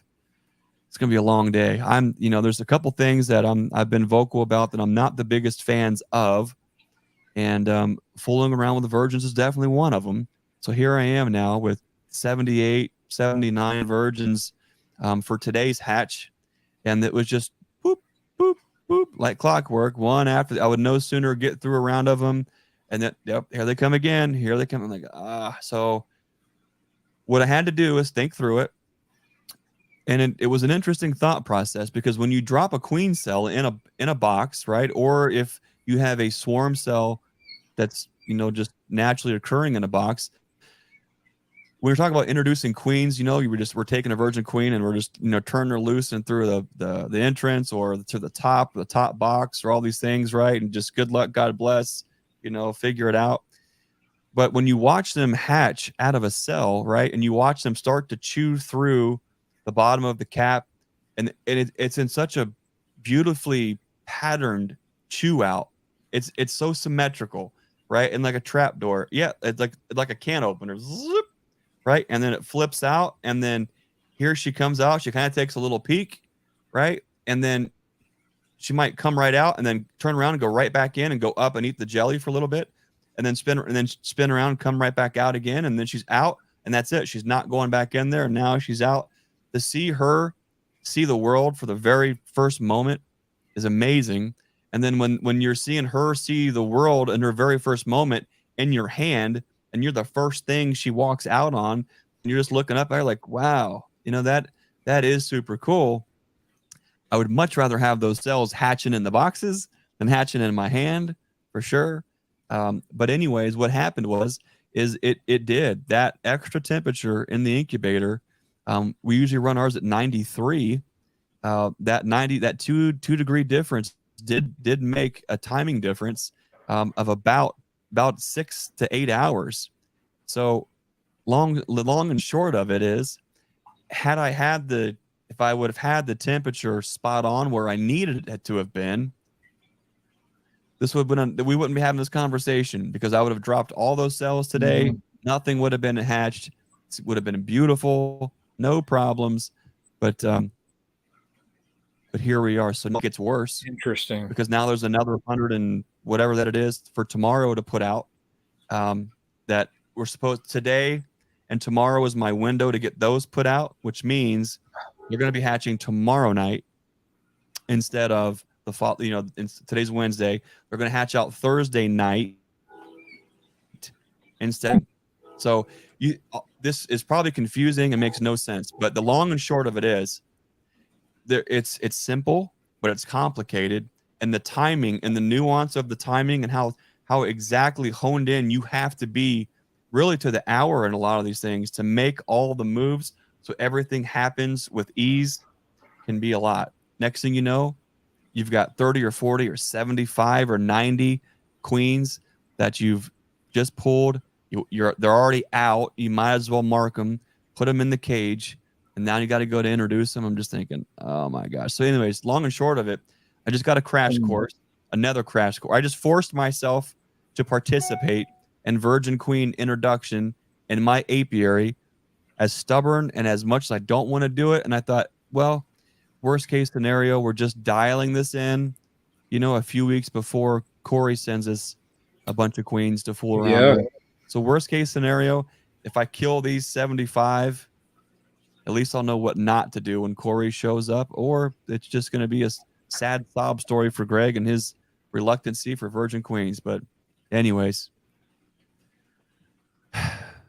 enough about me. Bruce, what's your feelings with your virgin queen introduction? What are you feeling like the over and under is right now? On mine? Mm-hmm. Well, I had I had 12 total queens. 2 of the splits I broke out were not strong enough. They failed. It was because of beekeeper error. I was 80% on the take on the virgin queens, beautiful queens laying it up, looking really good. One of them, for whatever reason, just didn't take. And the other one, there was an issue with the queen, which people can watch in the video. She had been damaged a little bit. So, 80% is not bad, especially for the first time doing it. But I did it exactly before I got the queens in. I asked Corey exactly what to do and told him my situation on timing. Like, I've got to do certain things on certain days. Like if those queens come on Tuesday, which they did, I've got to put them in there, and it hadn't been 6 or 7 or 8 days yet. But he said, just basically put tape over the end of the candy and leave them in there. Go ahead and put them in there with tape over there.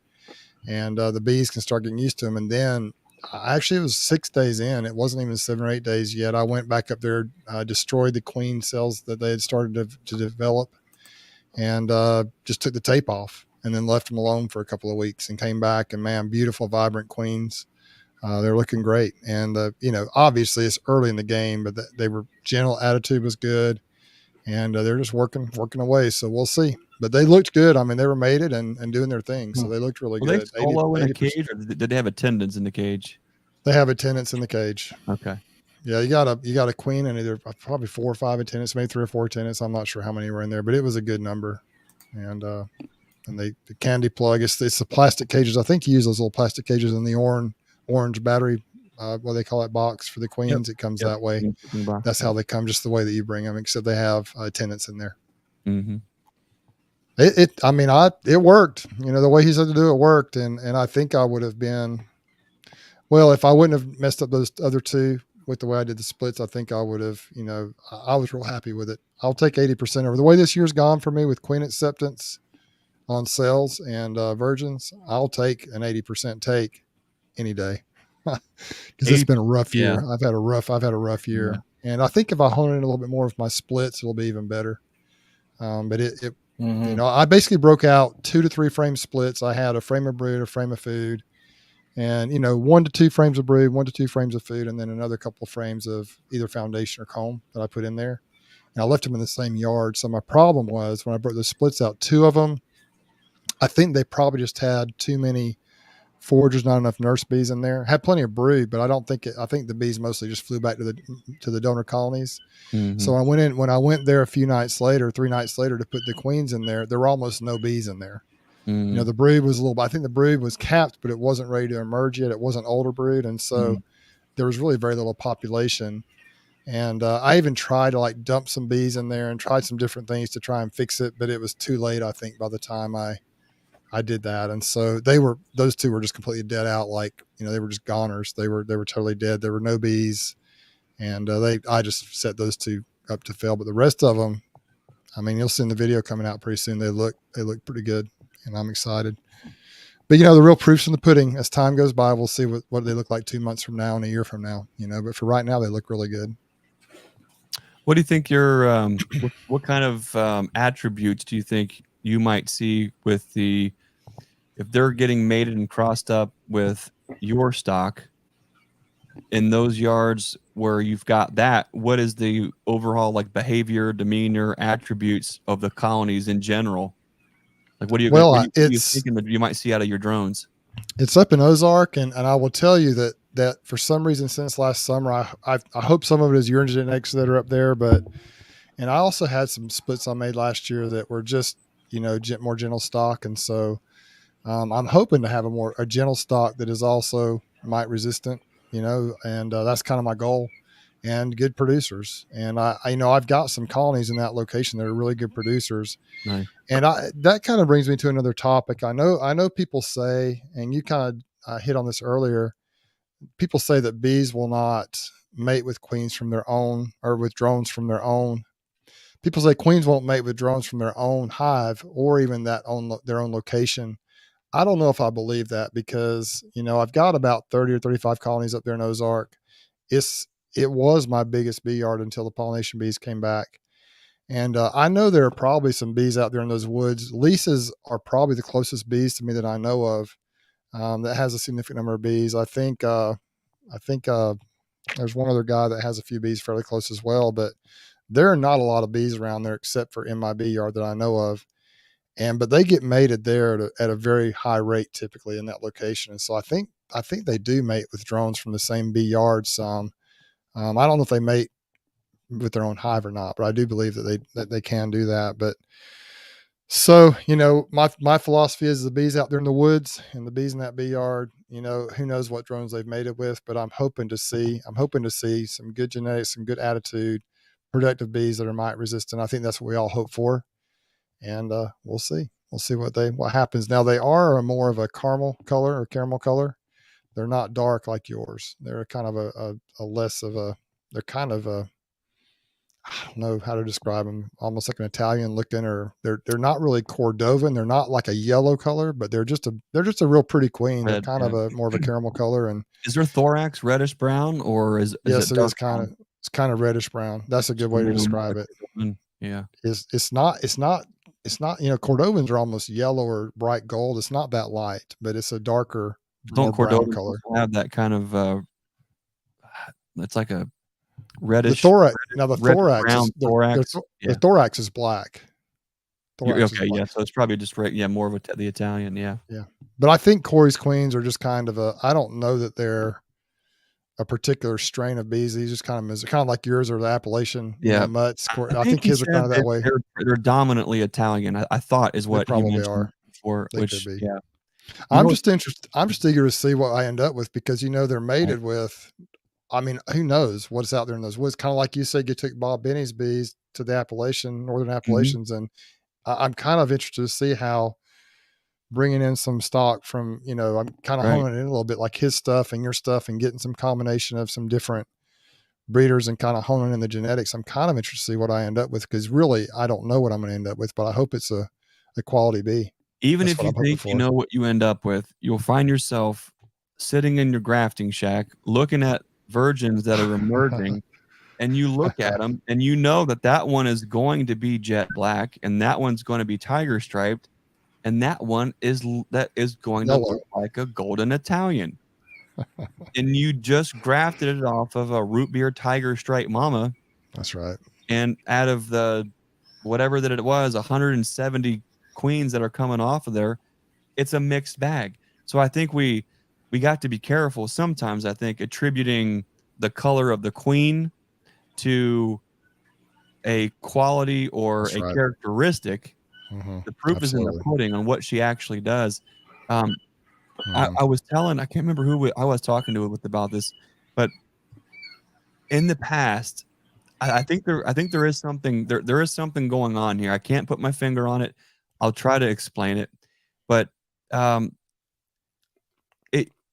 when we were really good at killing bees and we weren't the best at keeping them alive, right? You go through like this box and they're dead, and then this box and they're dead, and this box they're dead, this box they're dead. This box, you crack the lid and you hear it, and you look inside and they're all looking up at you, and you're thinking, oh, one's alive, and you dig through it and it's a black queen. You're thinking, oh, it's because of the queen, right? And you go through the next box and they're dead, and then they're dead, and then they're dead, and then the next one alive is a black queen. And then what I was seeing early on is that it did seem like the hardier of the colonies seem to have the black queen. I'm trying to, is that a fair association? Is it, I saw for a couple years in a row. But what I think happened was, as we had better management and we were keeping our bees alive, I don't wonder maybe if there were more opportunities for those other expressions, those other bloodlines that had the opportunity to overwinter. And that's because what we started seeing is, here's a black queen, cool.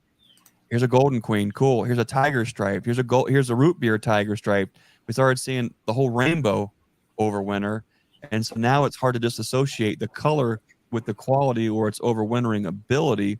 But I do still feel like there is something that's expressed through there, and it may not be color, because what I noticed is the colonies that overwinter that end up being our cell builders and our grafting stock for this year, they are all doing the same exact thing, meaning they're very frugal, went through it. They could go through in small numbers or big numbers, but they just hovered, did their thing. They paused, they waited when the weather was right, boom, goes the dynamite, and there they're off.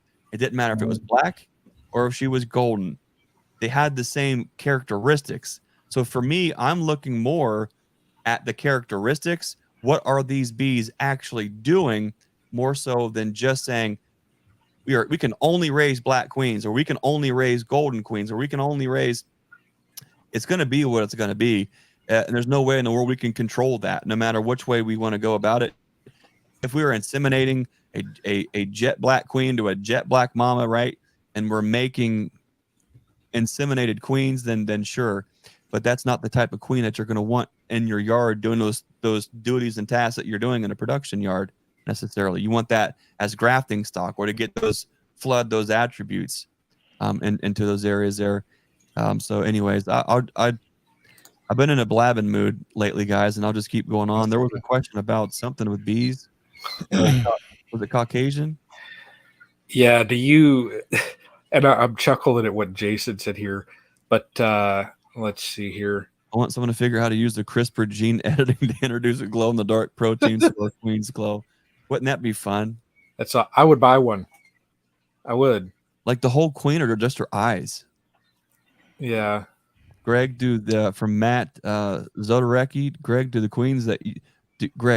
queens that you ship have Caucasian genetics? Yeah, 100%. Caucasian is what we really put a lot of time into blending into our colonies. And I think what we're seeing now, I'm not a scientist, but I can tell you what I see. And what I see is that when we were first bringing those crosses in, the first thing that we were really seeing was that, okay, we had a color change, right? The bees did their thing.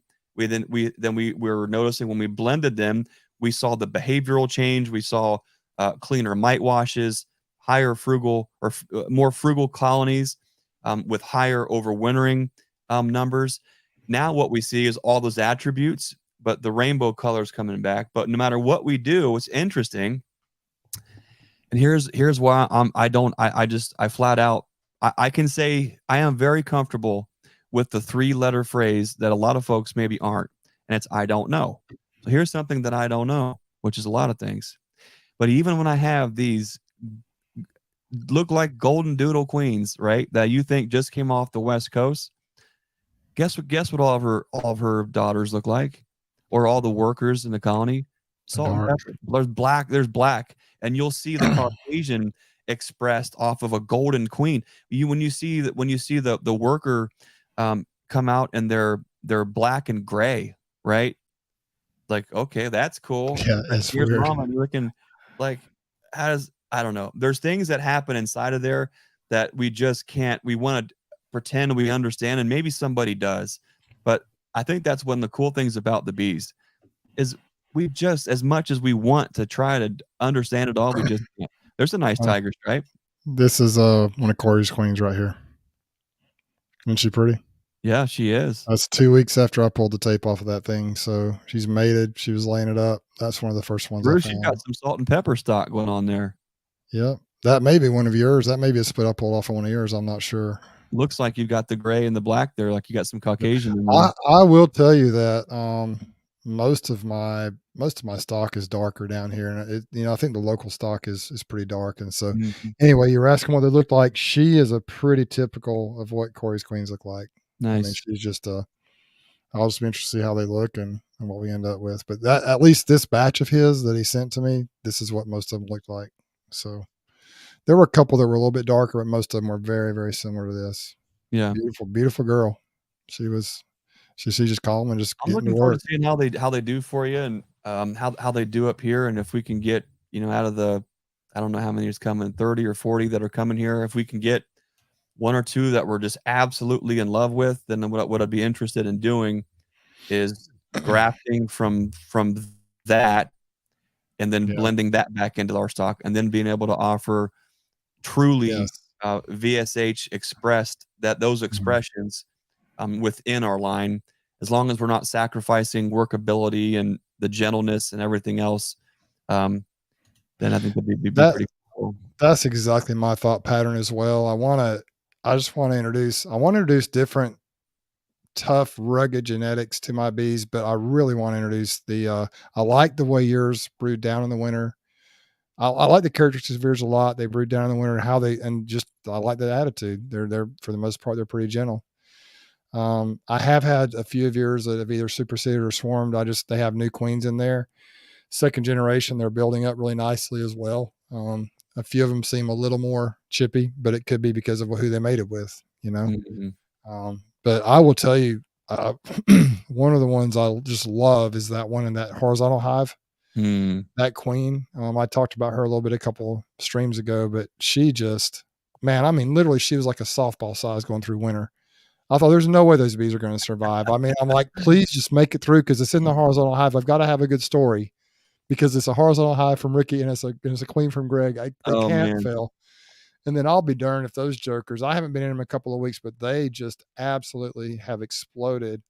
And I need to get back in them and see, but they went from literally maybe a couple of frames of bees to just in a couple of weeks, they went from like maybe 3 or 4 frames up to like 7 or 8 frames. And now they're probably in 12 or 13 or 14 deep frames in that horizontal hive. They were just it was such a tiny little, I mean, just a little tiny, they didn't even cover 2 frames, maybe even 1 frame completely throughout the winter, but they have just absolutely just blown it up. It's just fun. I'm glad that you saw that because we've we're many years now into that cross, and we when we first saw it, it scares the socks out. You're thinking, oh my gosh, have I, because when we made a drastic move and really started to turn the direct, we could go 2 ways with where we were going with our queens, right? We had a great line. We could keep going, dominating with those drones and that queen, and we bring in that the Southern Appalachian Caucasian line, and like, okay, what we tried to blend them, but which way are we going to lean? And we're leaning towards a little more of the Caucasian, and then we saw them kept doing that, and I was thinking, oh my gosh, did I just make a huge mistake? Because every single colony is doing this, and they're tiny, and then they all explode. Where I think that there is an amazing opportunity for that line that we've put together is if you are in a growth phase of your business or your apiary and you find yourself making a lot of splits and you find yourself going into winter with a lot of fair to midland sized colonies, I think that's where these queens and the genetics, the brood from these queens really excel because they can cruise and hover and they can get by with stuff that I've never been able to get by with before. That turns into an incredible asset in the spring because you have all these colonies that are queen right. And like Bruce said, they build up. Now, if you're not careful, I'm going to tell on him. He won't care because he's a good dude. But Craig Midget down in Tennessee, I brought him a Pepto Pink queen when I saw him last year in Tennessee. And he's like, dude, what's going on with this queen? They're like, they're so small going in the wintertime. Are they going to do anything? And I said, just trust me. Just see what they do. Springtime comes in Tennessee, right? And he's like, dude, they're like, is she ever going to, are they ever going to turn it on? I mean, like everything else is booming and they're just kind of like paused. And I said, I'm telling you, just give it some time. They know what's up. They're going to turn it on and they're going to catch you off guard. Well, it wasn't maybe 4 weeks later. And Craig got he called me and we had a good talk on the phone there. But that's exactly what happened. He had put them in an out yard, right? And then all of a sudden they're in the trees. And he luckily he caught her. But I said, dude, that is like the most amazing thing in the world because let's be honest, you pretty much gave up hope on them. And just when you were about ready to give up hope, they turn it on and they explode. It wasn't like they swarmed overnight and turned on. It was probably a 4-week process, 3 to 4 weeks probably that it took for them to grow. I said, here's what's really cool about that. And we said it before on these chats, but when you have a situation where you have a prized queen and she gets into that swarm mode, now he's lucky. I wouldn't take it quite this far. It worked out for him. Right, because he caught the mother swarm, right? He got his Pepto Pink in the swarm and rehived them. But I said, here's the most beautiful thing in the world about it, is they decided that they had all the resources, they were squared away, assets were completely full in that colony. They're going to leave the best for the next generation. They just made a prime queen and their own timing, own nutrition. Everything was perfect. Their selection within that swarm daughter. And now you just let them made you a prime daughter off that Pepto Pink queen. Dude, that is absolutely stellar. And I said, truth be told, that is exactly that is how I go about selecting a lot of my queens every single year. This year was no different. We talked about it, I think, last week. Finally, one of mine in doubles decided, okay, it's about time to swarm. They were putting on cells, and I said, perfect. One of my most favorite queens in the entire apiary. And right when they go to have capped cells, what do? I split the tar out of them, because now I've got 13 beautiful queen daughters off of one of my most prized queens that they did all the work in the own exact, in the perfect timing, not only inside of the colony, but the time of the year, perfect nutrition, making those beautiful queens. They did all the work. Now what I get to do is have fun and just monitor those all year, see what they do, select, cherry pick the one or two that I'm really keeping an eye on, see how they overwinter.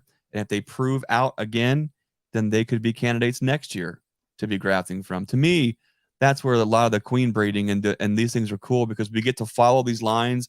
We know the lineage, we know where they come from, we know what they've done, and to see how that replicates or sometimes doesn't replicate is really fascinating. And it's a lot of fun to be able to put those together and send something down to Bruce or to Brian or to California or to Texas and have folks say, oh my gosh, that thing that you and Bruce were talking about, where you're worried they're not going to turn on in the spring, and just when you're about ready to give up hope, they turn the lights on and there they go.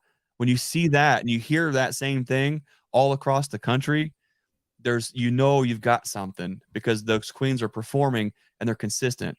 And that's a big deal. Yeah, I do think that happened. Probably exactly what happened to Craig with some of mine, is that they just, I probably just didn't check on them, and they were probably in the trees, because I have had a few, I think, that have either swarmed or I think probably just swarmed out. But, the next generation bees look the same. I mean, they're that dark color, that beautiful salt and pepper color, and most of them are doing well. I was really upset. I'm almost positive the queen in my backyard that we put in there, I'm pretty sure she swarmed and went about 40 feet up in a tree. Couldn't get her. So yeah, I hate it. But that hive is just blowing it out right now. I mean, whether she's in there or not, what's that? It's still an asset. Like, even whether she's in there, and I haven't found her. I haven't actually seen her. I right now I've got honey boxes stacked up, but they are just packed out. Like, they didn't skip a beat. So the population went from just super strong population right after that swarm. There weren't near as many bees. And so I'm pretty sure they swarmed, but I didn't ever see, I just kind of, anyway, that the hive is still thriving and doing well. And it's exciting to see how they're doing, but it's just, and I tried some things with a couple of them where I tried to make splits and split them too hard too soon. And the ones that I've just been patient with and I've watched closely that they've done, a few of them have done exactly what you said. And I think some of my other ones probably did too. And I just didn't catch it in time. I think it's not a total loss though, especially in your area. See, now you're flooding outward with drones, and that's a net positive. And where do we put most of those queens last year? Up in Ozark, right? And so that's where Corey's queens are right now. And so if those bees, whether or not they've swarmed, is flooding that area with drones, just like you say. And so I'm all about just, let's let these bees, if they swarm, I don't worry too much about it if I miss it, because I just feel like, especially if it's genetics that I like, those are the drones that are out there in the area. And so I feel like I'm just kind of flooding that area with genetics that I like. And overall, those bees, my bees overall are so much just nicer this year. They haven't seemed to be near as chippy. There are a few of them that are a little chippy still, but compared to how it was in past years, right, this year I've been able to wear just a veil a lot more this year than typically. Normally it's a jacket every time. Unless if I'm moving through them quick, I just go ahead and put the jacket on. And up in Ozark, there are still a few that are pretty feisty, but it hasn't been anything like it was last year. And so maybe we're getting there. Maybe we're making some progress, and that's my goal, Greg. But Bruce's breeder queens could be a future endeavor. You just never know. It's a little ways off. I want to see shorts and flip flops. Yeah. Well, I'll be darned if I didn't go out there. Let's see. Saturday, I caught that swarm I was telling you all about earlier. That's going to make, I think, kind of a fun video. And I'll be darned if Sunday I was in shorts after church. I just had some shorts on, a t-shirt. I'm like, I need to go. I only had 2 frames in there. Using that Apple May 7 frame, and those bees were super gentle. I'm like, I can just go out there in shorts and just do this. I did put the veil on. I went out there. I'll be darned if I wasn't walking in front of another hive and those jokers that got a stung right in my ankle. I'm like, well, crap. There's another hive. I just walked in front of them, and I'm like, I better go put on some long pants, and so I did. But yeah, Grammy's saying flood the area. Well, she lives just as the bee flies, probably a couple of miles from there, and so if even 2 miles. And so I didn't realize it was that close. I remember we stopped. Well, we drove around and weaved around, but if you go straight through it, it might be 2 miles through there. I'm not even sure if it's 2 miles. And so, yeah, Lisa's not far at all from there. Well, that's probably why you throw some swarms her way. She's, I'm guarantee you she's going to throw some swarms your way. You just never know. What's fun about Lisa is that mystery queen. Like, did she mate with the drone from her colony in that swarm? Did she mate in that swarm? Was she just crosstown traffic? Did she just get caught up in the swarm and she landed the one in that video? I think she named it Queen Esther. What was Esther's the long name that I can't pronounce? Mordecai. She'd have to. No. Anyway, she named the queen. So what we're doing is right now I have that queen in the horizontal, and she's growing out. And once we can for sure Hadassah, there it is. Once we for sure see that she's laying up a storm and has a whole frame of cat brood, right, and she's looking great, we'll mark her, and we'll give her some buddies, and we'll put her in a cage, and we'll ship her down, and then we can all follow along Lisa on what this queen does in her yard. How cool would that be to see this queen doing her thing down there that we all saw just pop into the frame in the video, and just got made. I mean, how cool is that? The storyline in that queen alone.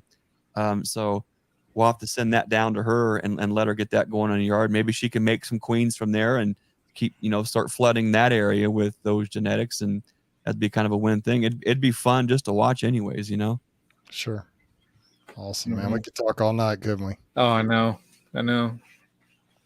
I was too tired to get on when we first start, but something happens when we get going. It sure does. I don't know what it is. And then as soon as we're done, it's just like, oh, okay. It's time to go to bed. Sometimes I can go to bed. Sometimes I can't turn my brain off, and I'm thinking all night long, and I don't sleep the next day. But hey, it's Bohemia. Jason from Bohemia says chill versus chippy, salty, spicy, run. I tell people it's kind of a joke, and I'm sure you guys have heard this too, that if you see the beekeeper running, you better run. Like if it's a random person out there in the society, if you see a beekeeper that's nervous enough they feel like they have to run, then you better get out of there because those bees are coming. You know what I mean? It's like his beekeepers are pretty chill. And if a beekeeper gets a little bit upset or he starts taking off, I've only ever be sure you stay in front of the beekeeper. Don't let him pass you because I've only ever had the run mode maybe 2 times. So, and one of them that actually chased me up through a yard, that darn thing was a little 5-frame nuke. And when I pulled the entrance off to let them out, I mean, just in that little fraction of time, they hit me 13 times and were on me like crazy. And I was gone. Yeah. I've had to hashtag walk away a few times. Oh yeah. But it's usually, anyway. Just had an order came through from Dustin Powers for a couple queens going to Texas in July. Thanks, Dustin. Nice. Appreciate that. Chippy versus spicy. Sometimes you probably can't tell, because there's just a whole lot of ugly here, no matter what happens in the bee yard. But when those virgins are all hatching, right? I did the way I'm going to do it. If it's wrong or right, we'll find out here soon. But I like I don't like hair rollers. I like the JZBZ. So as they're hatching, right, I'm catching them, I'm marking them, I'm putting them in the JZBZ they have the candy in the tube. And then I wanted to put a little bit of honey in there just to give them a little something extra to hold them off. And so right outside of the grafting shack, I've got one of my breeder queens in a nuke. And so I dig out a frame of honey, and then just, took a little scoop of that honey and just give them just a little smackerel of honey over one of the perforations of the JZBZs.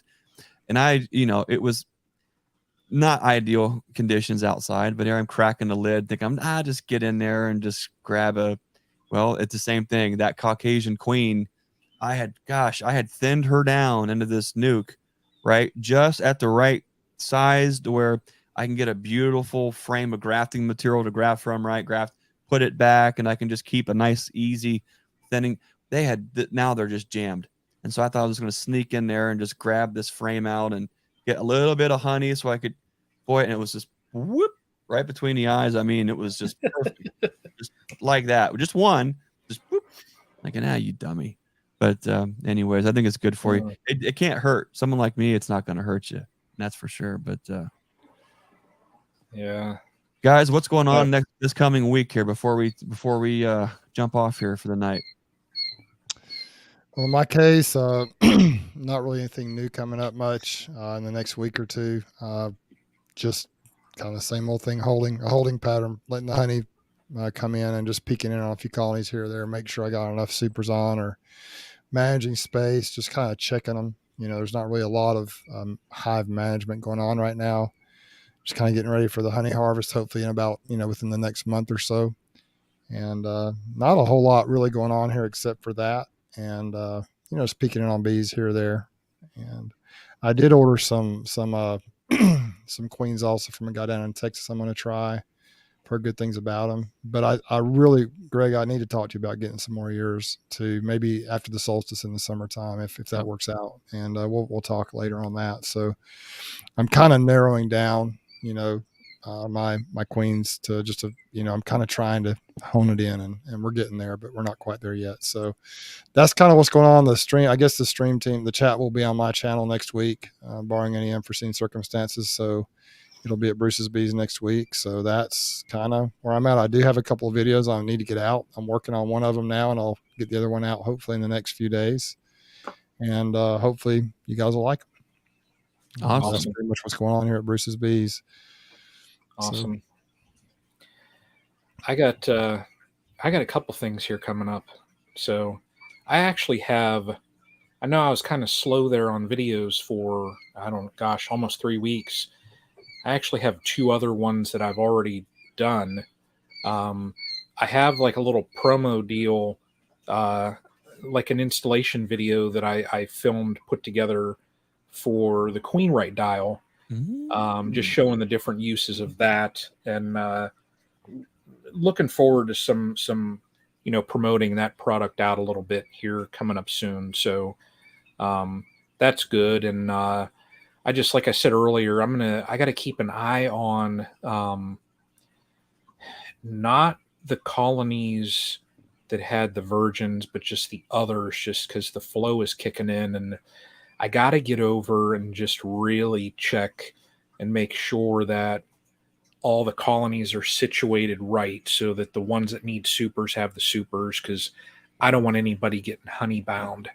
So, and it could happen so darn quick. So I got to check that. And Sunday, the reason why I'm going to miss the learning yard, I got to go talk at a local bee club. Cool. So yeah, it's the Columbiana Mahoning County. Nice. So I'm going to go over. Yeah, they have a 2:00 meeting there. So looking forward to that. So going over cool. And yeah. So, but yeah, it's that busy time. So, and I think everybody hears what's going on back over here. So the birds are, yeah. So yeah, busy times here. So. Greg, how about you? Well, like I said earlier, we're looking forward to speaking to the homeschoolers at the library later on this week, and then going over and participating at the Sears Field Day out in West Virginia. That's going to be a lot of fun. I've got so many. I mean, I keep feeling guilty about it. I've got so many incredible videos interviews with guys like Ian Stepler, Greg Rogers, Charlie Vance, you name it. So many great folks from so many conferences and this time that we've spent together. And I hope folks understand and can give us a little grace here. It's been so, every ounce of us has been poured into the supply shop, and then just keeping the bees moving forward. And it's just all we can do right now for that. So we're not going anywhere. We're not fading away. It's just right now everything is being poured into the business aspect of it, and it's just taking all that we can do to make and keep that moving forward. So we're looking forward to having more of that in the future. It will be. It's more of a fall winter time thing, I think, when a lot of the videos and things for us kind of come out. But yeah, so that kind of weighs on you a little bit, when you feel like, oh man, how long has it been? It's been too long. And but anyways, other than that, the learning yards are typically on Saturdays, but because we're going to the Sears Field Day down in West Virginia, we moved the learning yard to Sunday 1 to 3. And then folks, if you're part of the learning yard, check your email. All the details are there too. So this weekend is just a little bit of a wild card on Sunday instead of Saturday. We've got some fun stuff in the shop. We've got we just got a load of the brand new Premier Pura Hive Supers. Gorgeous, beautiful boxes, amazing quality. We have a load of those in the shop. A bunch of also the Premier Puracell assembled frames, double waxed, in the shop too. So this is the time to make sure you don't get caught without supers on. And it's also the time of the year where when you throw that foundation out there, they draw them like crazy. So it's a great time to get the bees to get that comb drawn and collect, So like right now we've got Black Locust is just kicking in, and the Tulip Poplar is right behind it. It's going to be the one, I think the most, it's going to put last year to shame, so a little bit of a forewarning. If you're a beekeeper in Ohio, be prepared because you will see colonies quickly become pollen bound and nectar bound.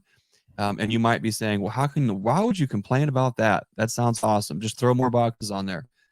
What you have to consider and take in mind is that they are going to be plugging everything out with nectar and pollen, including the brood nest. And you will very quickly find yourself in situations where the queen has no place to lay.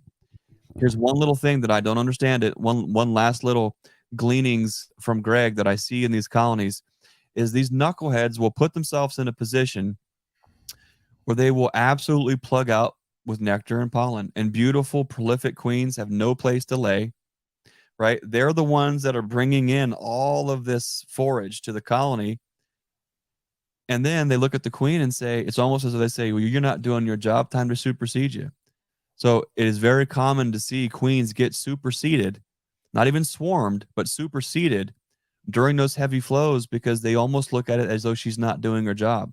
So you really got to stay on point and stay on your toes and make sure that she's got room in that brood nest to keep doing her thing and keep stacking the boxes, thinning them down, do whatever you got to do. Make sure she's got places to lay eggs and they've got places to store that nectar. That's the winning combination. But this year is going to be like one you've never seen before. So keep that in mind as you do your thing. Other than that, I just appreciate all the folks who spend time with us every Wednesday on the beekeeping, the StreamTeam beekeeping chats, whether it's on the Castle Hives channel, the Bruce's Bees channels, or the Nature's Image Farm channel. You guys are awesome. You guys make this thing possible, especially all the folks that support us here at the farm. You guys make this whole entire thing work for us. We really do appreciate you. Other than that, next week it's going to be on Bruce's channel, Bruce's Bees, 8 p.m. Eastern, where we're going to talk about something. I have no idea what. Exactly. We wing it. We're just going to wing it. Probably bee related, though. Yeah, it will be bee related. That is a guarantee. Probably bee related. Yep, there you go. Yeah. Any final thoughts, guys? Any last things before we go? Man, it's been fun. That's all I got. Yeah. I can't think of anything. Yeah, appreciate everybody. Just everybody that gave the super chats, super stickers. I just really appreciate that. We all, appreciate that. It just helps us keep doing this. So Just want to thank everybody for that, and everybody just every week tuning in. So yeah, it's just awesome seeing everybody. All right. Take care, y'all. Close it out. Y'all take care. We'll see you.